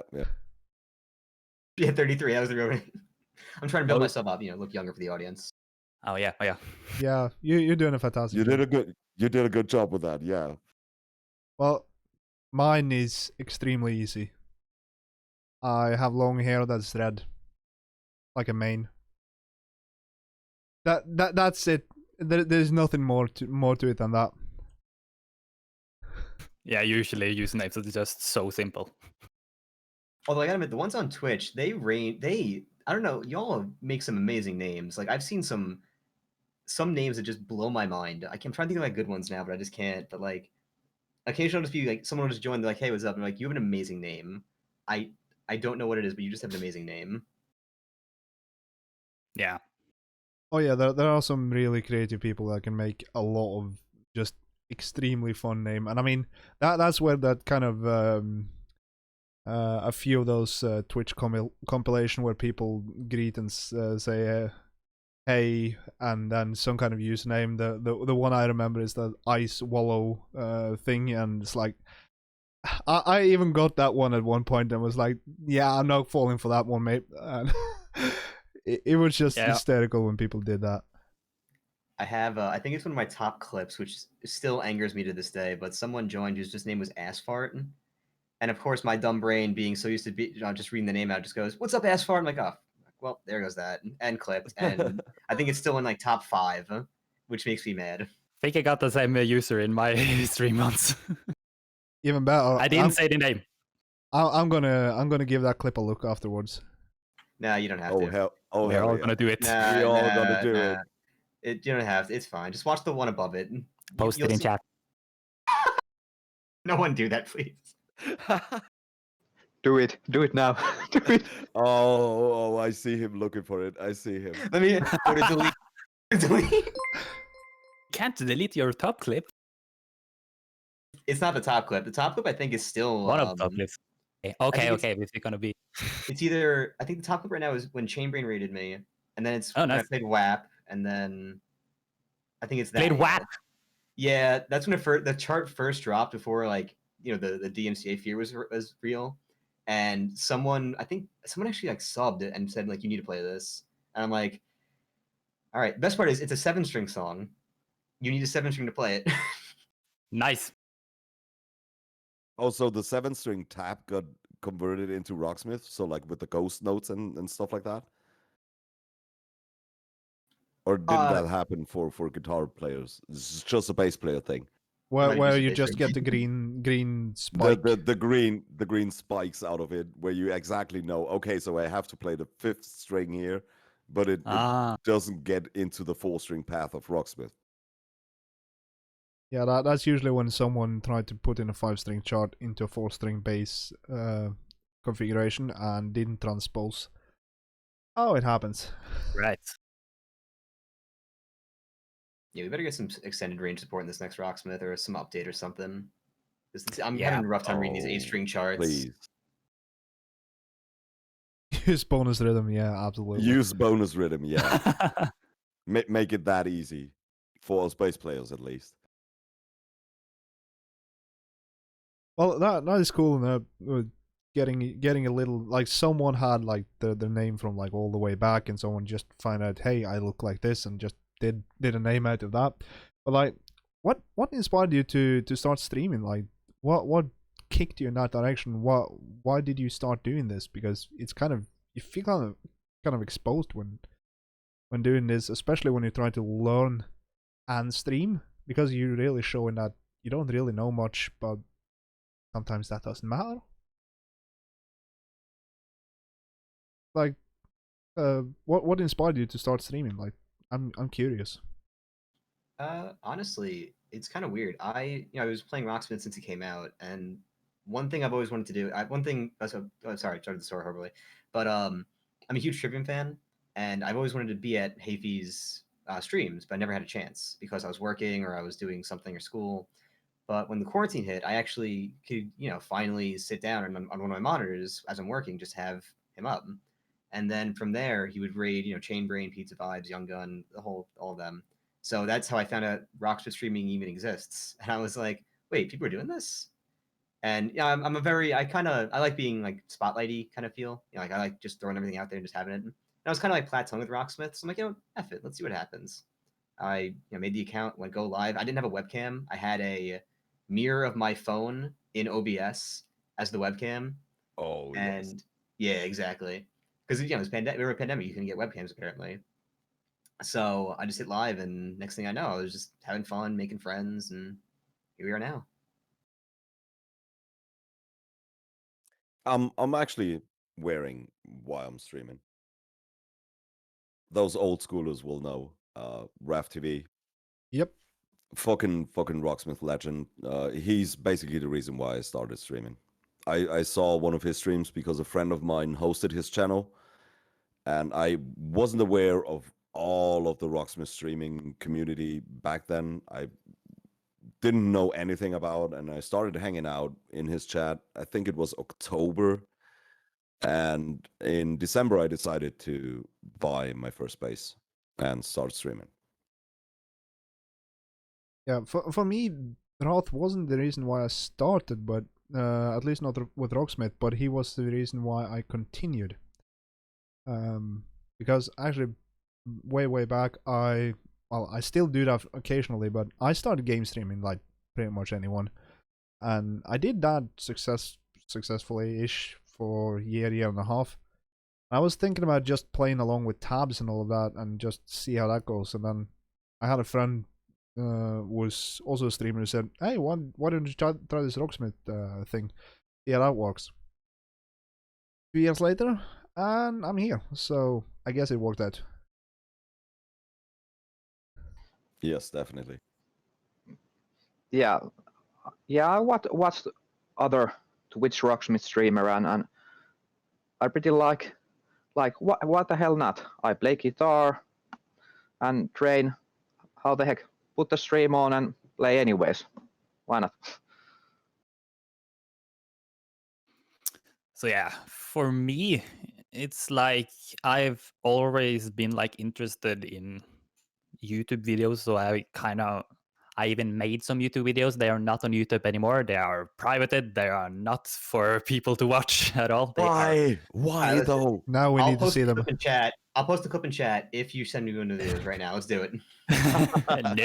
no, that's so much worse. I mean, that's oh goddamn. So yeah, I've kind of always kind of wanted to do something like creating stuff and putting them on the internet, but I didn't really do that for a long time. And just watching stuff, and I only got into watching streams around like beginning of 2018. I began watching like Adonby and Chainbrain in the beginning, and I didn't really even think about starting streaming until like uh, early last year, when like some of the people who I see in those kind of streams often were like some were starting to stream themselves, and I just thought, "Oh, I mean, I like to play Rocksmith. I feel kind of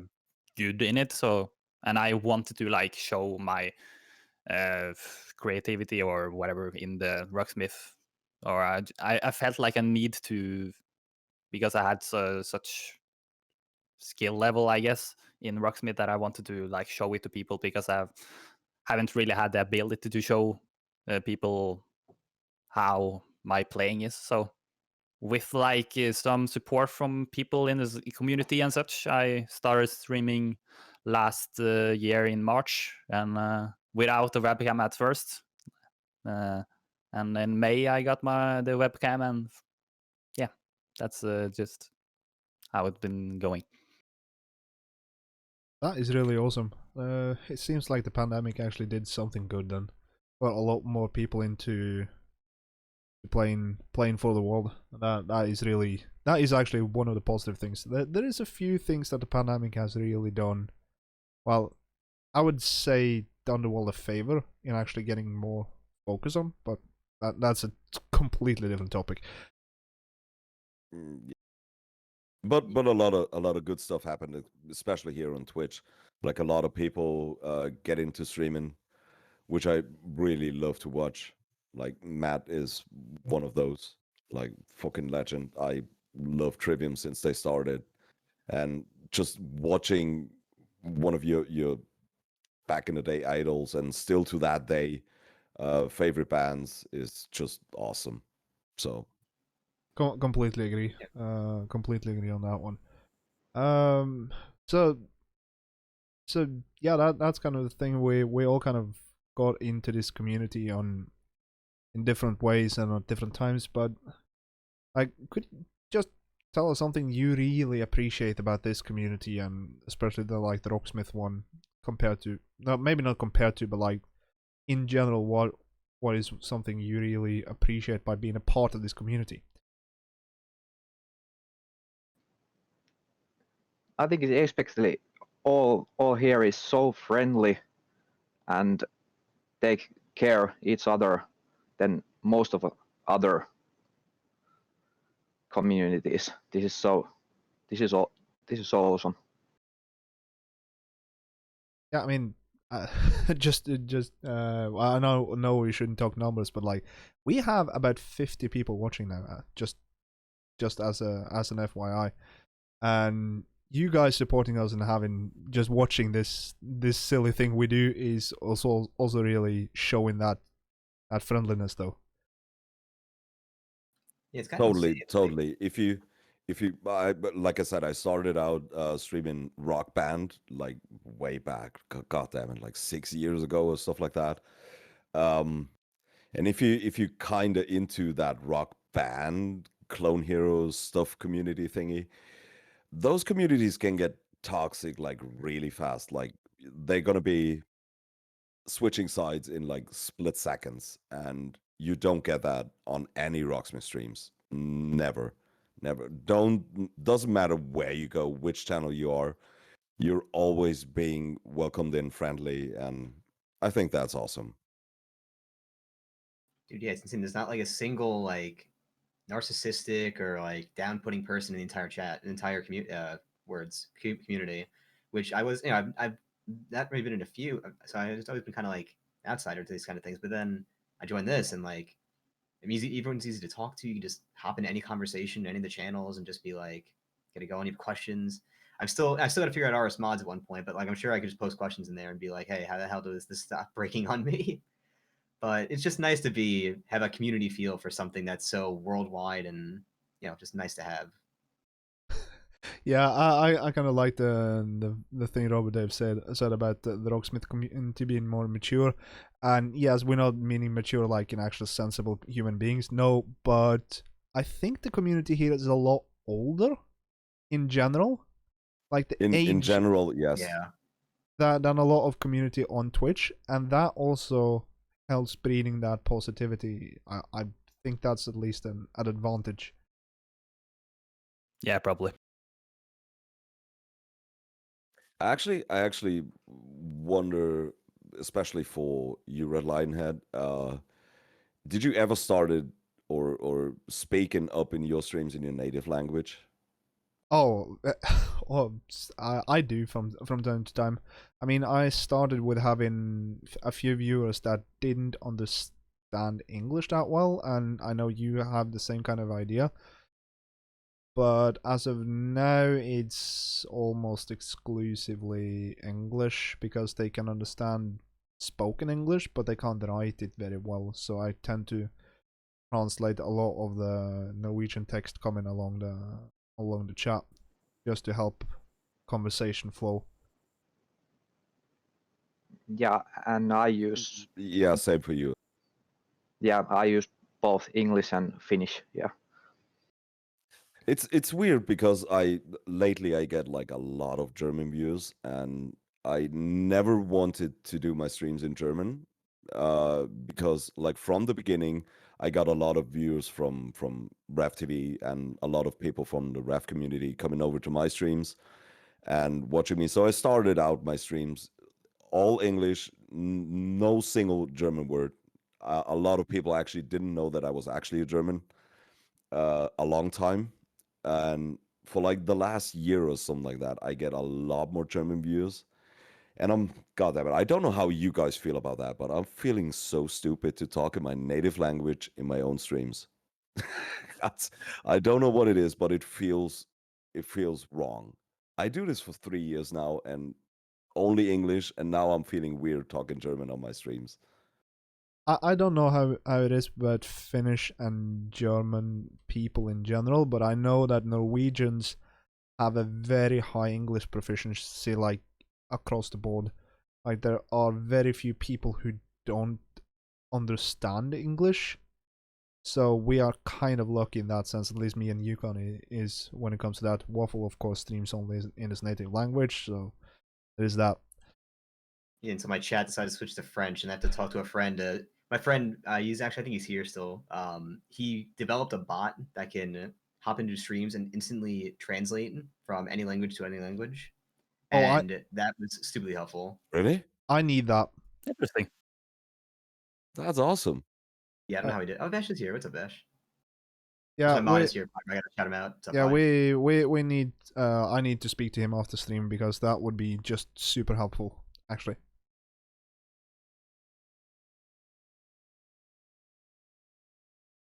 So yeah, that's really interesting. I know there is a few streamers like Aishu who also like do dual language streaming and just code shifts on the fly between French and English. And kudos to them for doing it, but it's kind of difficult because when I get a few beers, the languages tend to flow a bit more like they shouldn't. Fortunately, the syntax is somewhat similar. I guess Finnish and German has a bit more issues trying to fit their words into English, especially Finnish. Yeah. I think so.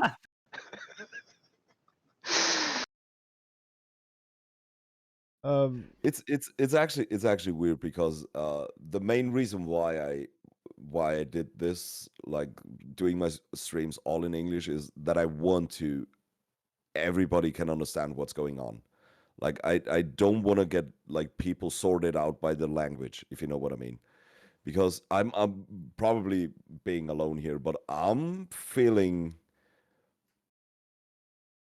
kind of messed out when I watch like Aishu, we can call him. I kind of get that feeling if he starts talking French and I'm sitting here like okay, I have no idea what he's talking about now, and I just wait till he finished his French sentence, and I don't really like that, and I never wanted that to happen on my streams.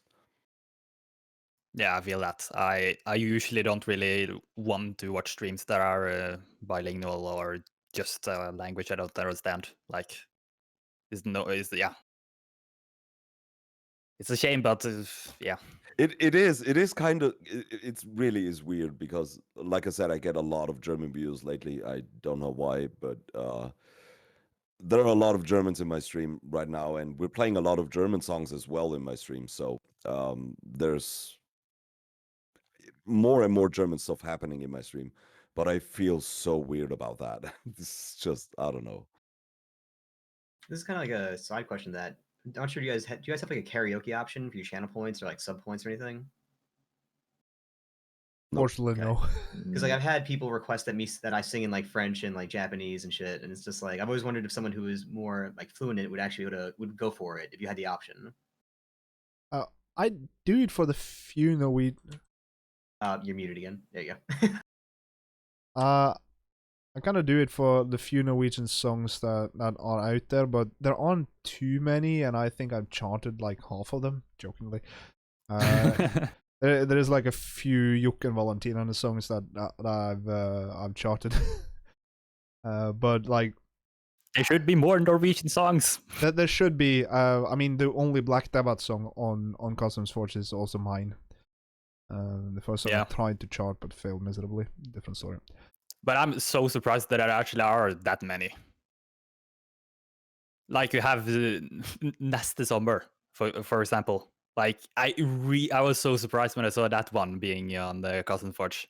Yeah, of course we're talking about normal songs, not black metal dumpster sex assault in the back alley or whatnot. That stuff is apparently popular somewhere. If you like it, fantastic. Yeah. It's not for me. Yeah, it's interesting stuff. Do you guys play? Do you guys stick to like songs you prefer to play, or do you guys kind of like wave in and out of genres? Because I mess up at anything. I say if you guys want to play, anime metal to ZZ Top, it's open. Yeah, same. People come to request all the genre, and I will play it. It's no problem. I at least try it. Yeah. Yeah, there are the two things that get a song on the blacklist, and that's basically if I absolutely despise the song, or if the chart is basically so bad it's unplayable. Yeah. I usually blacklist just stuff that is like all the weep stuff. I'm not a big weep. I'm not a fan of that. Like all the anime stuff is basically blacklisted in my stream because I don't like that, and I will not enjoy playing that because I don't like that stuff. So that is basically the only big rule besides the big DMCA stuff. A couple bands are blacklisted because of DMCA. And yeah, Ghost is blacklisted in my stream. Oh wow! Oh, damn. What? Yeah. The view count drops. No, it's actually I don't really like Ghost, and I saw them already live 4 times, and I still don't like them. That's fair. And I I basically fell asleep right in front of the stage on the very first time I saw them live. So right in front of the stage, right in front of Papa. I don't know what his name was. So whoever's doing Ghost for Shredfest, you're not getting Sam Papa Emeritus. Yeah. The Papa Emeritus, that's it. Yeah. I fell asleep right in front of his feet. So we need a donation inches campaign from his feet. we need a donation campaign. Sam Cromike plays Ghost on Shredfest 4. Oh fuck no, bro. Fuck. I'll drop 5 subs right now. I'm ready. Let's get it going.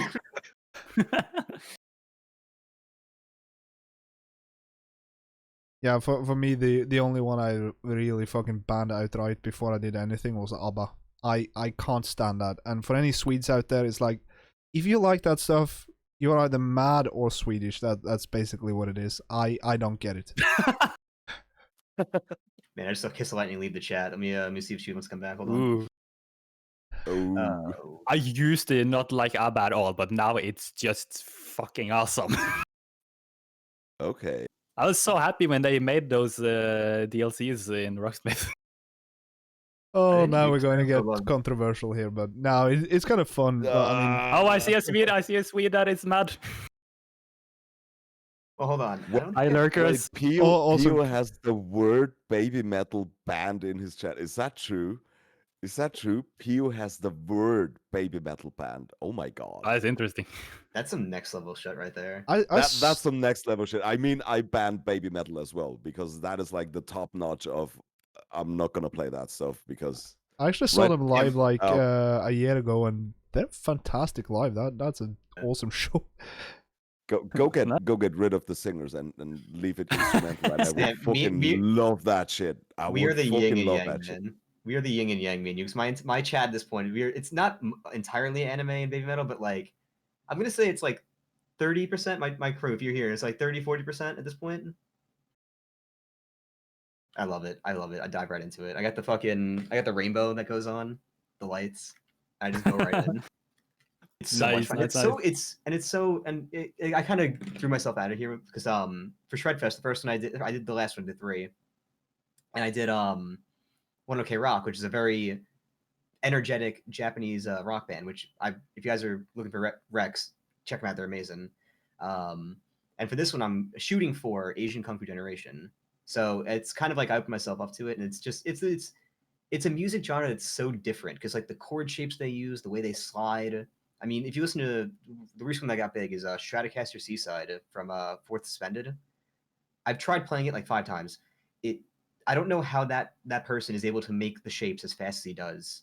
Like it's disgusting, and it's just so different than everything else, and I love it. It is. It is. I mean, the music is good. Don't get me wrong, but I just can't stand that like weep singing stuff. That's just no. It's I just understandable. noped out of this. Like, give me instrumental baby metal. I would be all in for that. Yes. Yeah, that's give me more fair. of that. Yeah, so there is some music you just don't want to play, but like mostly it's like even though I'm not really extremely enjoying the music, there is always something there to enjoy. That's like 99% of the time. But there is that 1% that's just like, oh for hell's sake, no. And that's what the blacklist is for. Hell yeah. And for all the DMCA stuff. Oh Stay yeah, safe, guys. that's a completely different topic, and that's gonna just apparently get worse. I don't know how the bill went in the US with trying to put people in jail, but I don't know. Oh, that thing. I live here. I have no idea how that turned out. It like the Friday came, and then we didn't hear anything, and then it got weird, and there was like some like people were misunderstanding it. I don't know, man. As the ambassador to the U.S. in this stream, I'm gonna just abstain from this part. Oh yeah, there is the third category of band songs, usually more than artists, but that's the extreme skill check. No one wants to hear you play it, but they just want to see you suffer through it. And They just want to see you suffer through it. Yes. I really like the unison nod from everyone there. Can you play "Goat" by Polyphia, please? Oh god, I got my that one recently. favorite song. yeah, play some Victor Wooten or Jacob Pistorius. Yeah, It's play like, Wooten. That's what you get when you play the bass. Yeah, can you play? yeah, or Wooten? the I I don't know. mean, for the Fire and Flame is actually quite funny because me as a bassist and a rhythm guitarist, when people request the Fire and Flames on the guitar, I just pick the rhythm track because they didn't specify, and that goes by like 90% without any issues. And then it's like, oh, that's not what I wanted. Well, that's what you get. Yeah, same. my I think I God. got 96 point something on the rhythm track of Fire and the Flames, and I'm not even trying to play it as good as I wanted to. Dude, that is smart. I saved it as like a hype train level 3 reward. If we hit that, then I play the lead track. But that is a much smarter idea. I like that. So yeah, the skill checking is kind of sad when people do that. Fortunately, the bot tells you when people leave because they tend to request really difficult song and then leave, and it's like, you're not here, it's not gonna get played. Yeah, true. I don't know how about you guys, but I'm not really against like difficult songs. It's just like that stupid, incredible hard stuff that you can really side read at 50% speed. And how the hell could you side read it at 100% speed? That's just a no. It's like, for example, Symphony X songs. I love to play Symphony X. And if you Yes. know that band has one incredible bass player, which I always say that bass player wanted to be the third guitar player and they wouldn't let him. He's a fucking monster, and that shit is like really difficult and really fast. But I love to play that stuff. It's still you be able to sight read it and kind of get your 90% ish out of it, and it's still enjoyable. But with the Wooten stuff and the Pastorius stuff, and yeah, it's just like no. Yeah, that I slap. noped out Yeah. on Yeah, songs like that. slapping and tapping. Unless you actually know slapping and know it well, it's actually not possible to sight read properly. I mean, I can slap okay, not good, but like okay. No way I can play anything like that. Yeah, you can typically tell the people who are coming in to see you like suffer through songs, like the ones that they drop in, they drop their request. And you're like, hey, how you doing tonight? What's going on? And they just never answer. They're just waiting to see you like stand there. Because the way I do it is, I'm not an amazing guitarist, but I'm like a decent enough where I can at least pretend to like get through this crazy shit. But if it's like a song I know that's more than 70% of the song is a solo and it's all just sweeps up and down the neck, I'm like, listen, man, like Buckethead. I could do most of Buckethead, Jordan by Buckethead. But then the solo kicks, I'm like, listen, I'll tell you straight out. That the solo, I'm not doing. I'm gonna jam over it. I'm gonna do an improvisation or something else. But if you came here to watch me try and suffer and just sit there, you're gonna be disappointed. Like one of my channel themes, if you guys know the song by Steve Vai, "For the Love of God," Yeah. that's a constant. I play that, but I don't play. It's not constant, but it's one of the songs like is synonymous with my channel. And that's kind of a hard song. So instead, what I do is I just don't do the solo. I do my own solo. And honestly, Nice. people seem to love it. Yeah, it's fine. Yeah, if there's more leads, melodic and riff than solos, then it's fine. But it's all around the solos that fuck no. And of course, we also accept a bit more trolling from our regulars and people we trust. They can get songs requested that usually we wouldn't play because Yeah, well, yeah. Yeah. My mod is. Very true. I don't think I've done it to any of you guys. Have I ever? No, I don't think I've done it to any of you guys. But if I ever came in your chat and requested Doot Doot by any chance? I don't no. think I have. Not you yet. guys familiar? All right, I'm not going to say anything then. It'll happen soon enough, guys. Don't worry. Don't ask anyone around either. Don't anyone else who's been dooted by me. Don't ask. Just ignore that. You'll just forget about this. I'll come by in a few weeks. Fantastic. Looking forward to it. Yeah. So we've been talking a bit about like the music we like to play and all of that, and it's fascinating to listen to because you guys have a few viewpoints that I don't always share, and especially the things we don't like to play. But like, what's the biggest lessons you've learned from doing streams, like both musically, personally, and all of that? Like, I'm interested in hearing about that stuff.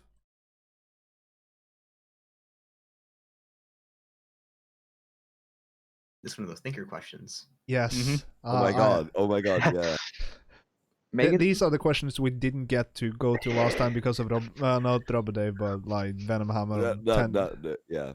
That one guy just That one guy. One of the biggest learn core from stream was the small talk, because Finnish people, they know small talk. Oh yeah, absolutely. Just talking between the songs and when stuff enumerates. Yeah, that's I would say that's very universal in the Scandinavian parts, except for a few Yeah. places. I know the west and the north of Norway tends to be a very much more vocal than the east. I'm not sure if you're agreeing that with that one, Yukon, but that's been my I experience. can agree, but I'm not one of those. fair, Unfortunately.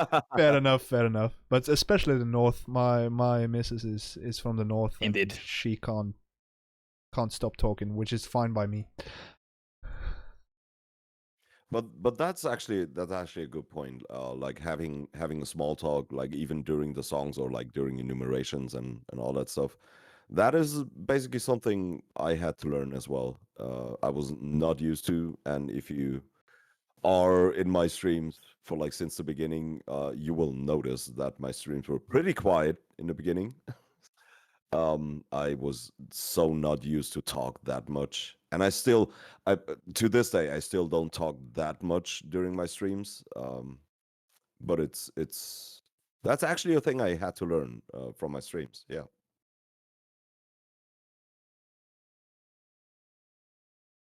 Yeah, I absolutely agree with the small talk, because that's also something that doesn't really fall natural to me, but I feel like getting a bit of a hang of it. On the more technical side, it's also presentation and lighting. That's something I leaned heavily into, because I know there are million bass players that are way better than me and will always be better than me, and there's no way of trying to catch up. But what I can do that a lot of people can't, well, they can, but like they don't do, is a bit more showmanship. It's a bit more presentation. How do you set up the stream? How do you make it more fun and interactive? That's the key that I kind of learned way later. Like it took me a year and a half, maybe 2 years before I heavily leaned into that bit. Totally agree with this one as well. Yeah.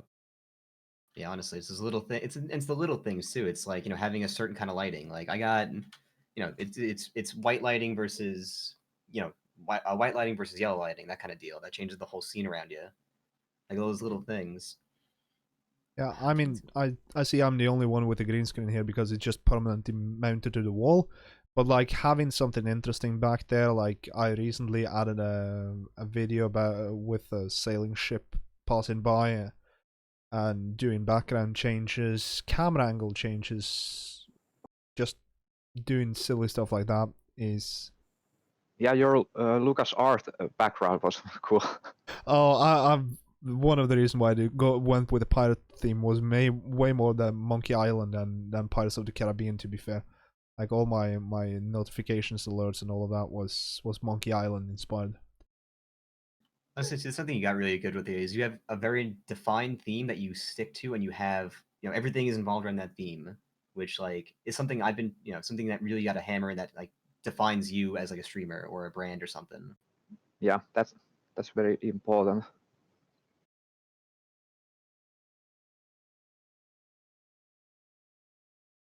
Nice. Oh my god, yes. Crabulon glasses. Oh my god. They're only for Crabulon, really.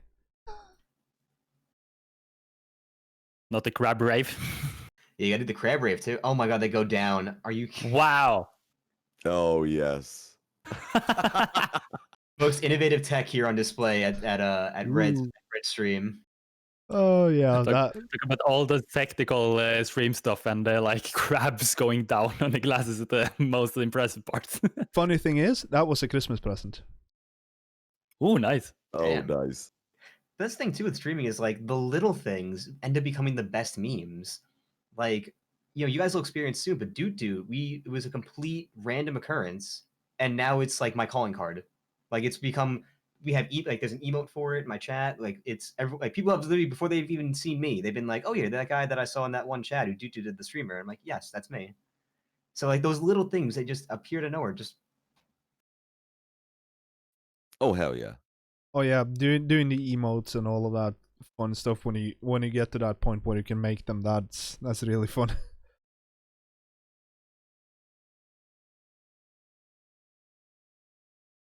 But so we talked a bit about like the human aspect of streaming, but I'm also kind of curious about the more technical side, like your streaming rig. How is it set up? Like the PC, the lighting, cameras, all of that fun stuff. Yeah, this is a question that could little go on for like an hour or two, but like a quick rundown on how do you set up, like what kind of camera do you use, what kind of PC do you use. We've talked a bit about interfaces, but like all of the other stuff that goes into streaming. Yeah, I could dive in. I guess mine's a little odd. Using a usual custom built GTX 970, AMD something, all the parts that are pretty fun gaming computers. I've got two cameras. I've got the one I first started streaming with when I was able to buy one. That's like my fret cam. So that one's on a tripod, right here, and that's basically right next to my hand. So it kind of just angles down right at the neck. I've got the Logitech C922, which is my main one, which goes typically on top of this monitor. And then from there, that's how I do all this stuff. Lights are installed in the ceiling. I've got I bypassed the tone from Rocksmith, and I use a Panama Fuego X, a full pedal board with like, I think 13 pedals at this point. And all that runs into the two-nose captor, into my Behringer UH44 interface, and then that's picked up by OBS. And then I do a lot of weird shit with Windows to make that work, and that's essentially the stream in, was that 30 seconds? New record? World record? Well, so far it's a world record. Push talk. Push talk. I also have two mics. I have a SM57 and I have a like Audio Technica something back there. So far it's a world record. So far, I'm mainly upgraded my all PC setup last year. I'm using Ryzen 7 3700X now as my GPU. CPU, sorry. RTX 27 Super as a GPU. So that kind of gets me like everywhere I need to go. As for the camera, I upgraded like on Christmas for a Canon M200, which I'm not using right now. I'm using my old Logitech C920 right now. But for my Rocksmith streams, I use the Canon M200, which is a fucking incredible camera. And I wish I would have bought that way earlier because I was struggling with my camera setup like all the time. Your lovely Brio. The lovely Brio, yeah, fucking piece of shit that only can do 60 frames and nothing more. I still have that one, and it works fine. I don't know. I just never could get it running like properly. Like I said, the only thing that it was able to do is 60 frames, and yeah. But now I upgraded to the Canon M200. Fucking incredible camera. Yeah, I don't have any audio setup. I don't even have a bass amp. Trust me or not. I'm playing bass for 3 years. I don't have an amp. I only play through the Rocksmith cable. I have a lot of basses, as you can see. And I use basically everything except for like the two pieces of shit, like this one and the LTD F series. I use all of them on stream. A lot of fun, actually. Yeah, that's about it. Fantastic. That is really cool. I did not know that, but kind of interesting to hear how other people set stuff up. Yeah, next one in line. Yeah, mine is very simple, minimalistic Logitech Brio webcam, and I stream with my MacBook Pro, and it goes to my J Custom Ibanez. That's all, and headset mic, but need to upgrade that. But little minimal. You run your entire Rocksmith out of a MacBook, then? Yep. So you have to convert a lot of the CDLCs then if you take those in. Or No, I have Windows on Bootcamp. Yeah. okay. Oh, very very smart. Very smart. Yeah. It's I have to do that. Yeah, I tried that convert, but yeah. But I used my own offline guitar playing. I have all the plugins and stuff on Mac because I have Mac 15 or 16 years or something. Not bad, not bad. You gone? Yeah. So in my computer, I have I don't remember our whole name for it, but it's a Core i5. Got it 3 years ago, I think. And that was before streaming, so I would probably have another one now if I were gonna make a rebuild. And I have a 1060 3 gig. Should probably upgrade that as well. I feel like it's okay for what I have right now. And I just recently got this Audio Technica 2020 with this boom mic stand and the Focusrite stuff. And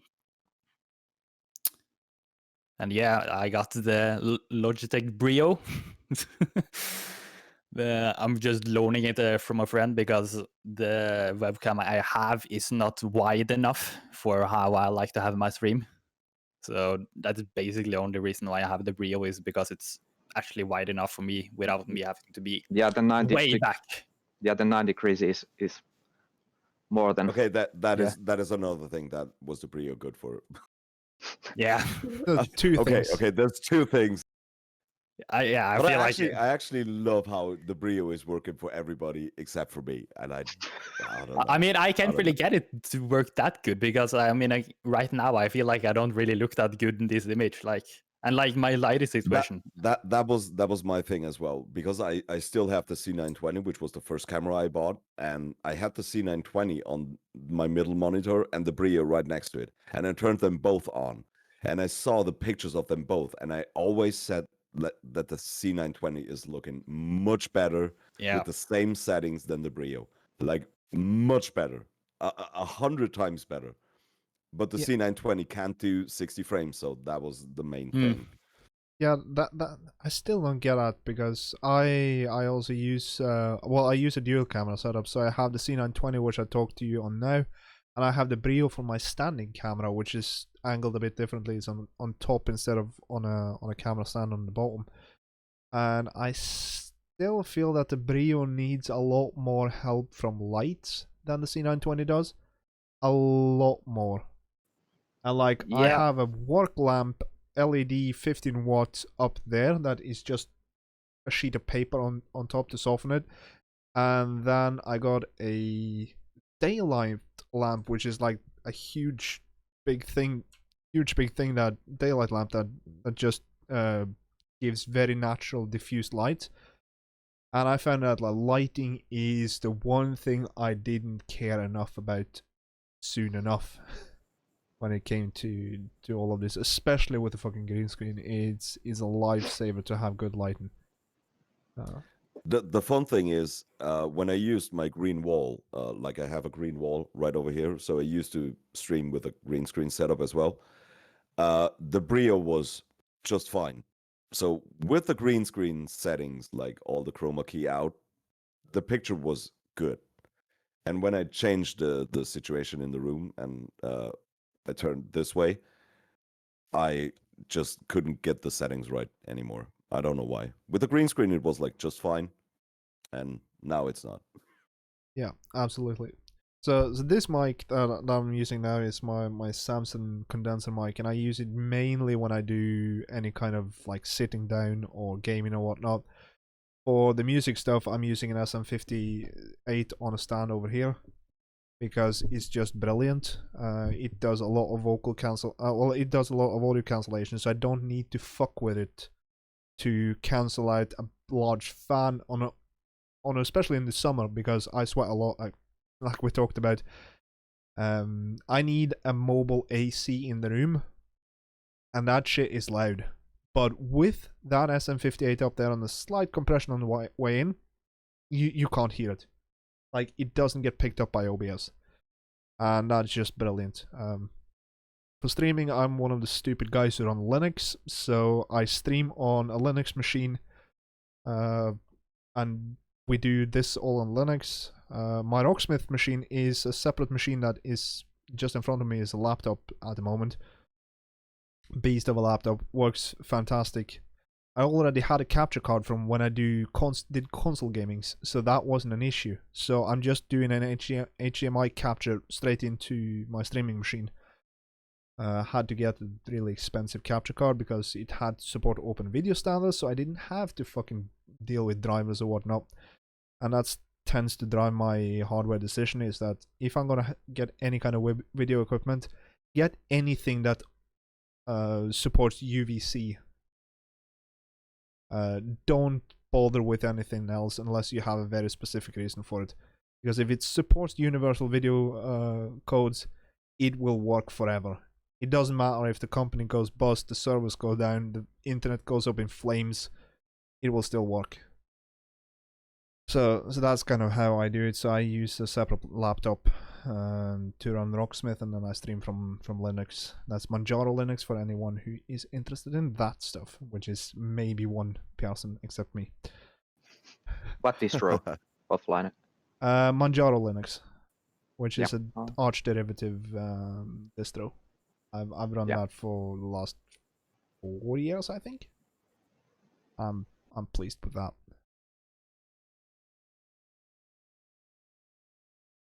Yeah, that's the gist of Rig Rundown for for everyone, really.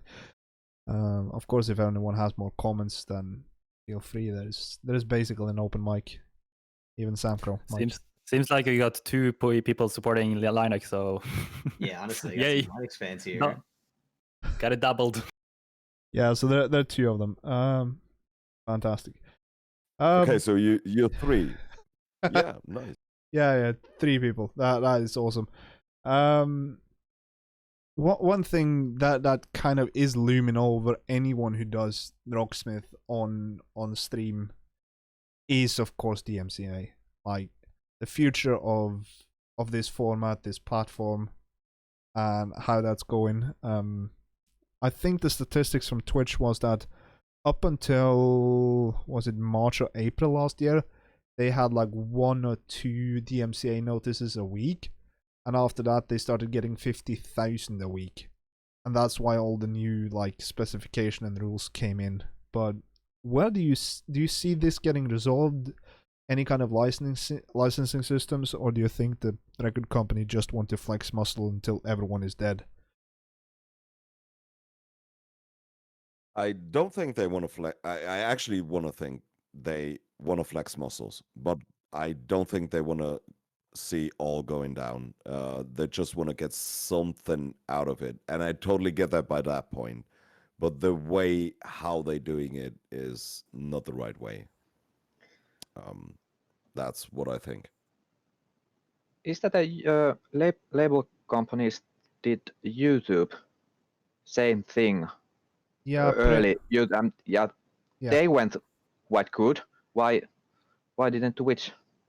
because Yeah, exactly. YouTube has a system where they can the bigger companies can claim your videos and claim your earnings from it by the clips, so they don't need to take it down because they get the money revenue. And it's not like any of us don't want to pay them. We would love to license their music from a lot of these guys. That is never been the issue for pretty much anyone. I hope I don't speak for anyone else. If you want to just pirate, that's fine, but like, I would like to license music to play, but how the infrastructure is at the moment, there is no way to do that. We can't do it. Yeah. Well, you can get a radio license, but that's like hundreds of thousands. That's like yeah, it's yeah, so it different, is. huh? So But yeah, not really an option. No, so do you see this is gonna get resolved, or do you see any kind of way forward that would let us still do this? Maybe get a less pay cut from Twitch, or do you think Twitch will just blame the streamers?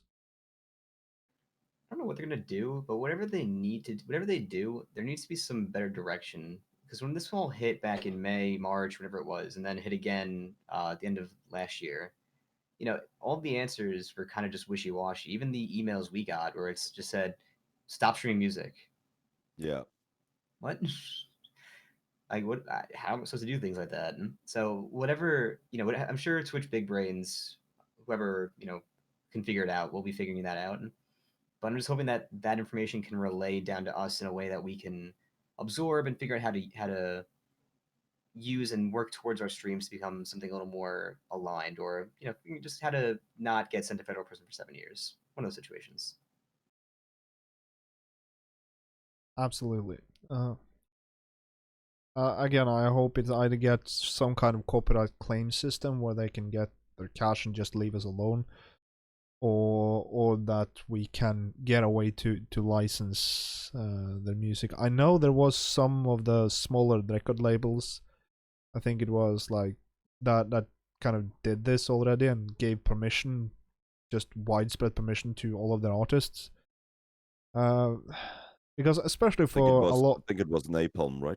yeah, it was. Napalm? Yeah. Napalm, I think Roadrunner 2 was pretty good with it. Yeah. So there is a few labels who does this, but again, we are fortunately very small fry for this kind of labels. We're basically not even worth considering except for a bot. So there is that, but for me, I hope the licensing system gets somewhere so we can continue doing what we do, because I would I would love to to continue this hobby, and I'm pretty sure all of you thinks the same way. Yeah. Oh hell yeah. Oh, yeah. Actually, question from me for you guys: is there anything like certain bands or stuff that you try to avoid on stream? Did you guys do that? I've done DMCA wise, just DMCA Yeah. wise. I've cut basically all top 40, just straight across, just like Taylor Swift, Ed Sheeran. Yeah, That's yeah. just all immediately blocked. I've also heard a lot about Tool and Blink. I've never got anything confirmed about that. I've never gotten Tool or Blink like muted in a VOD, so I'm not really sure. Also, Tool- AX7. Avenged Sevenfold, and there's some of, but I actually never heard the Blink, but yeah, Avenged Sevenfold, like the good old Five Finger Death Punch. You guys know The classic. the classic. For me, as a German, which disappoints a lot of my viewers, is Rammstein. I don't play that live on stream. As a bass player, you're not missing much. Yeah, I know. I play a lot of Rammstein actually off stream, or I played, not doing it anymore. But I'm not gonna do them live on stream. Wait, what else? Rammstein, Five Finger, Avenged Sevenfold. Yeah, I think that's about it. Yeah, and basically all the top 40 stuff. Yeah, that's what I'm doing. Yeah, absolutely. I used to be a bit harder on that band list than I am at the moment, so I kind of loosened up on it. But the top 40 is where they make their money, so that's where they also are more active, because that's a money making machine. Like a Rammstein song from 20 years ago is not gonna make them much money in that sense, and this is all financially driven more than anything. And as long as you keep that in mind, it's kind of easy to pick out bands that you don't want to have there.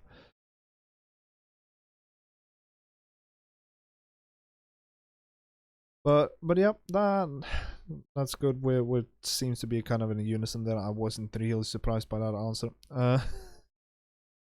because we kind of like to do this. One really last question that I'm kind of picked off, actually job interview question, but it kind of fits here as well. What question did I forget or just fail to ask you guys? Starting on the top left.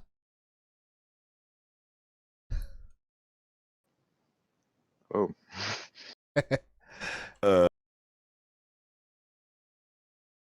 like something you might want to have answer, like something you might have wanted someone to ask you, or something you wanted to ask someone else. Like, is there anything you would we should have asked you but didn't? Hmm. I was Difficult hoping you because would ask me. Oh, sorry. yeah, go ahead. Oh, God. No, yeah, oh yeah. I was gonna make a joke. Yeah, it's difficult because we talk so much and get to know little more each other and just things, but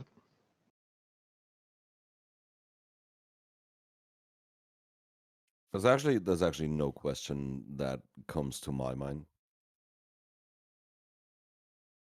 That is that means I've done my job, so I'm pleased with that. But like, yeah, absolutely.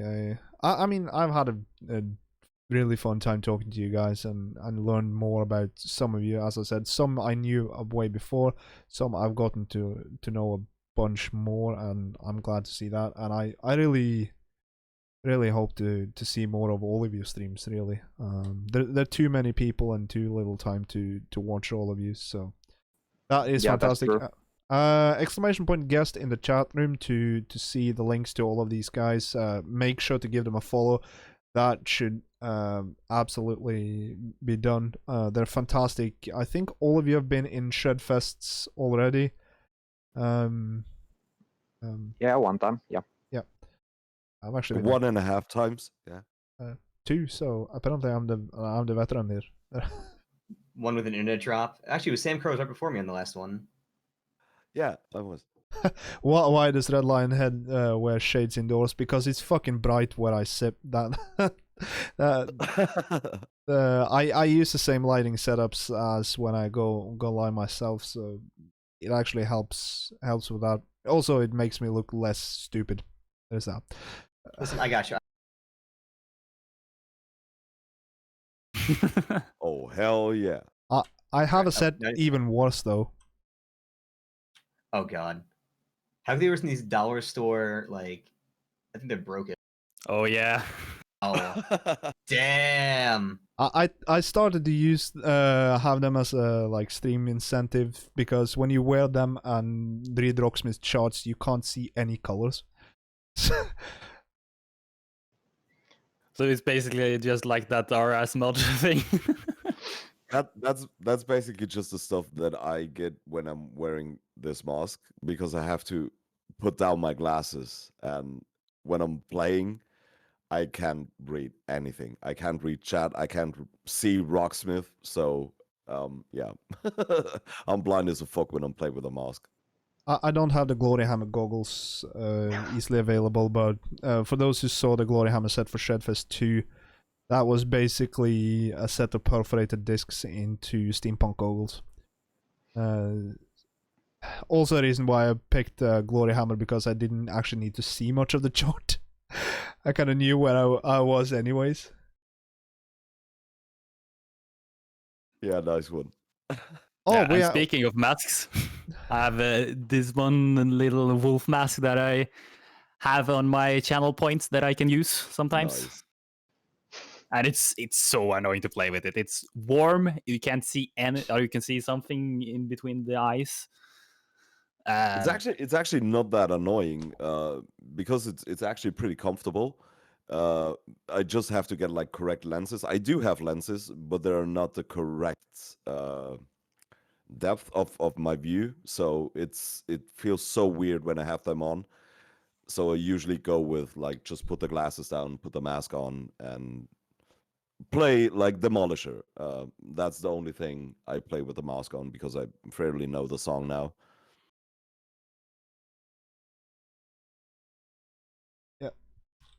Yeah, that's really awesome.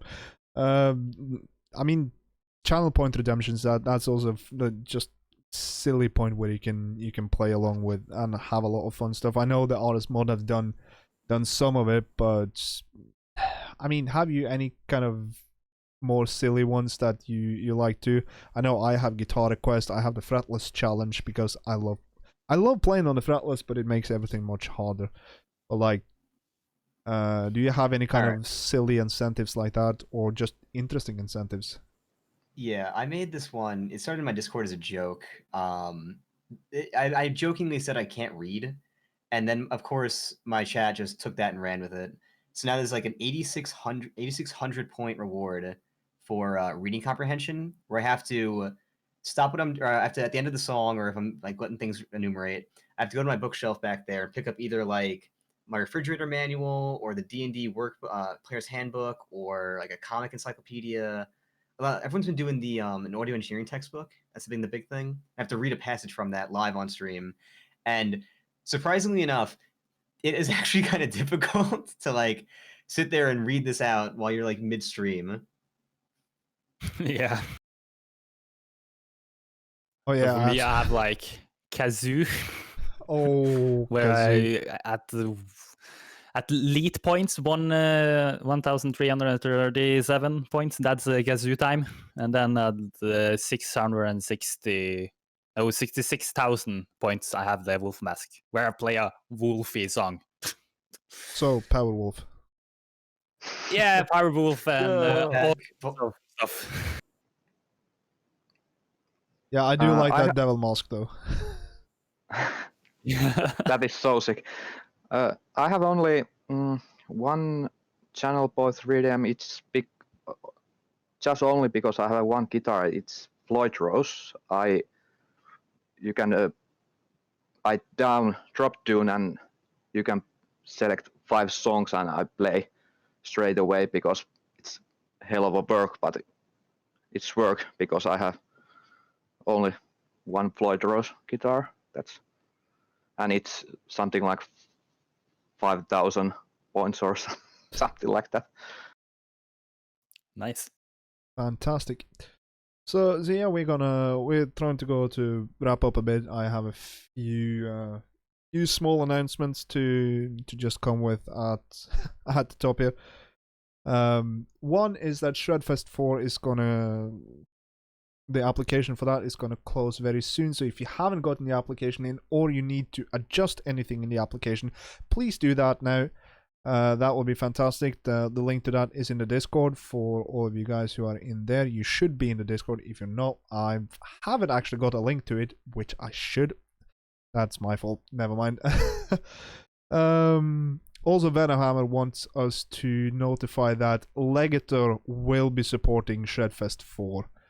The details will be coming a bit later, but they will definitely be supporting the Shredfest. So stay tuned for that.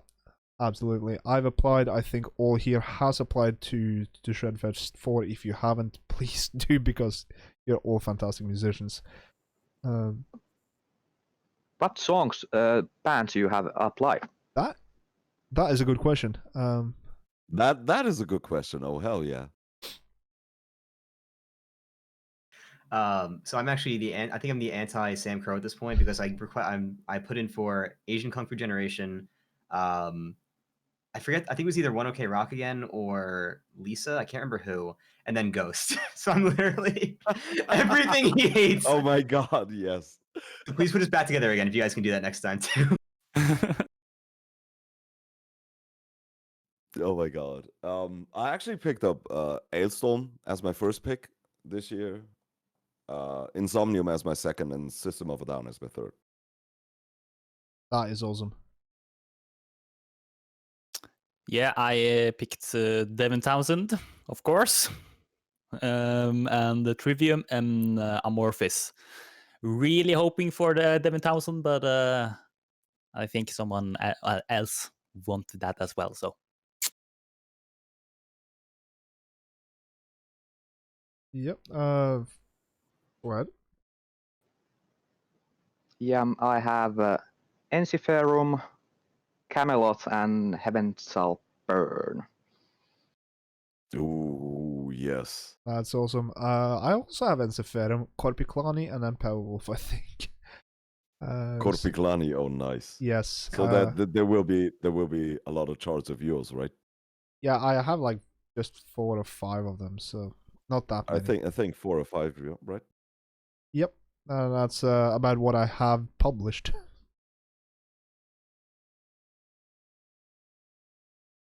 But Ensiferum as a first pick is a really good one. Yeah, but I- I think Yonaso is gonna get that one because first of all he has been in less Shredfests than I, and he should absolutely get that one. Share the black market DLC. But yeah, There are no. no, there are none. Absolutely, never existed. I don't know where you heard that.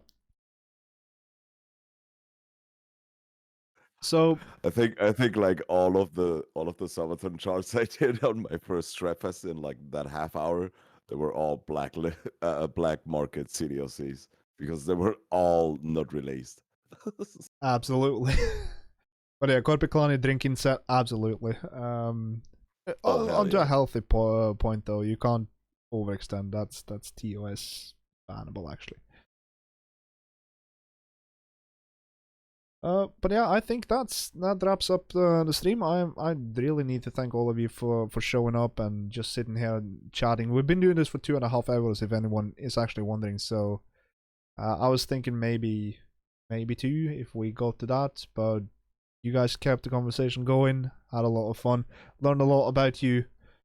We just need to find someone to raid, and this time we can actually raid because I I have the controls. So Oh yeah.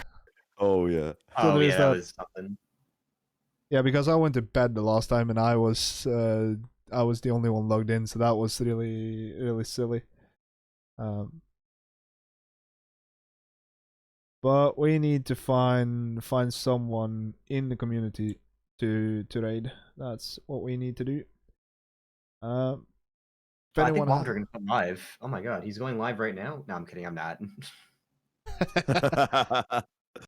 Noonie de Looney, yeah, we're gonna do Noonie de Looney, absolutely. Well, we're gonna raid Noonie de Looney. Nice. I also raided her last night, so there was that. But yeah, that's an absolutely stellar choice. She's a UK bass Oh, hell player, yeah. really fun. I think she did Muse for the last Shredfest. That was me. Oh, you did that. Okay, she did it she for did the. the one before. I Yeah, think. remember.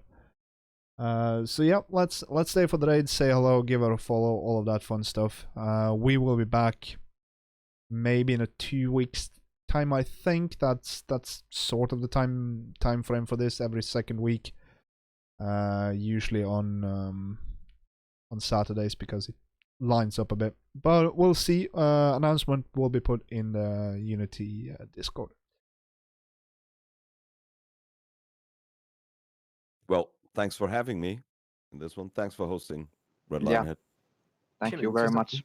Thank you so much. This is actually really awesome. Yeah, glad to get to know you guys a little more. Yeah, it's been fun. So the raid is going. I'm just gonna go to the roll credits. Let's go. Good night, everyone, or day. I don't know what time it is anymore. It's It's 11:30 p.m. Yeah. Good. Yeah, I'm at 5:30 right now.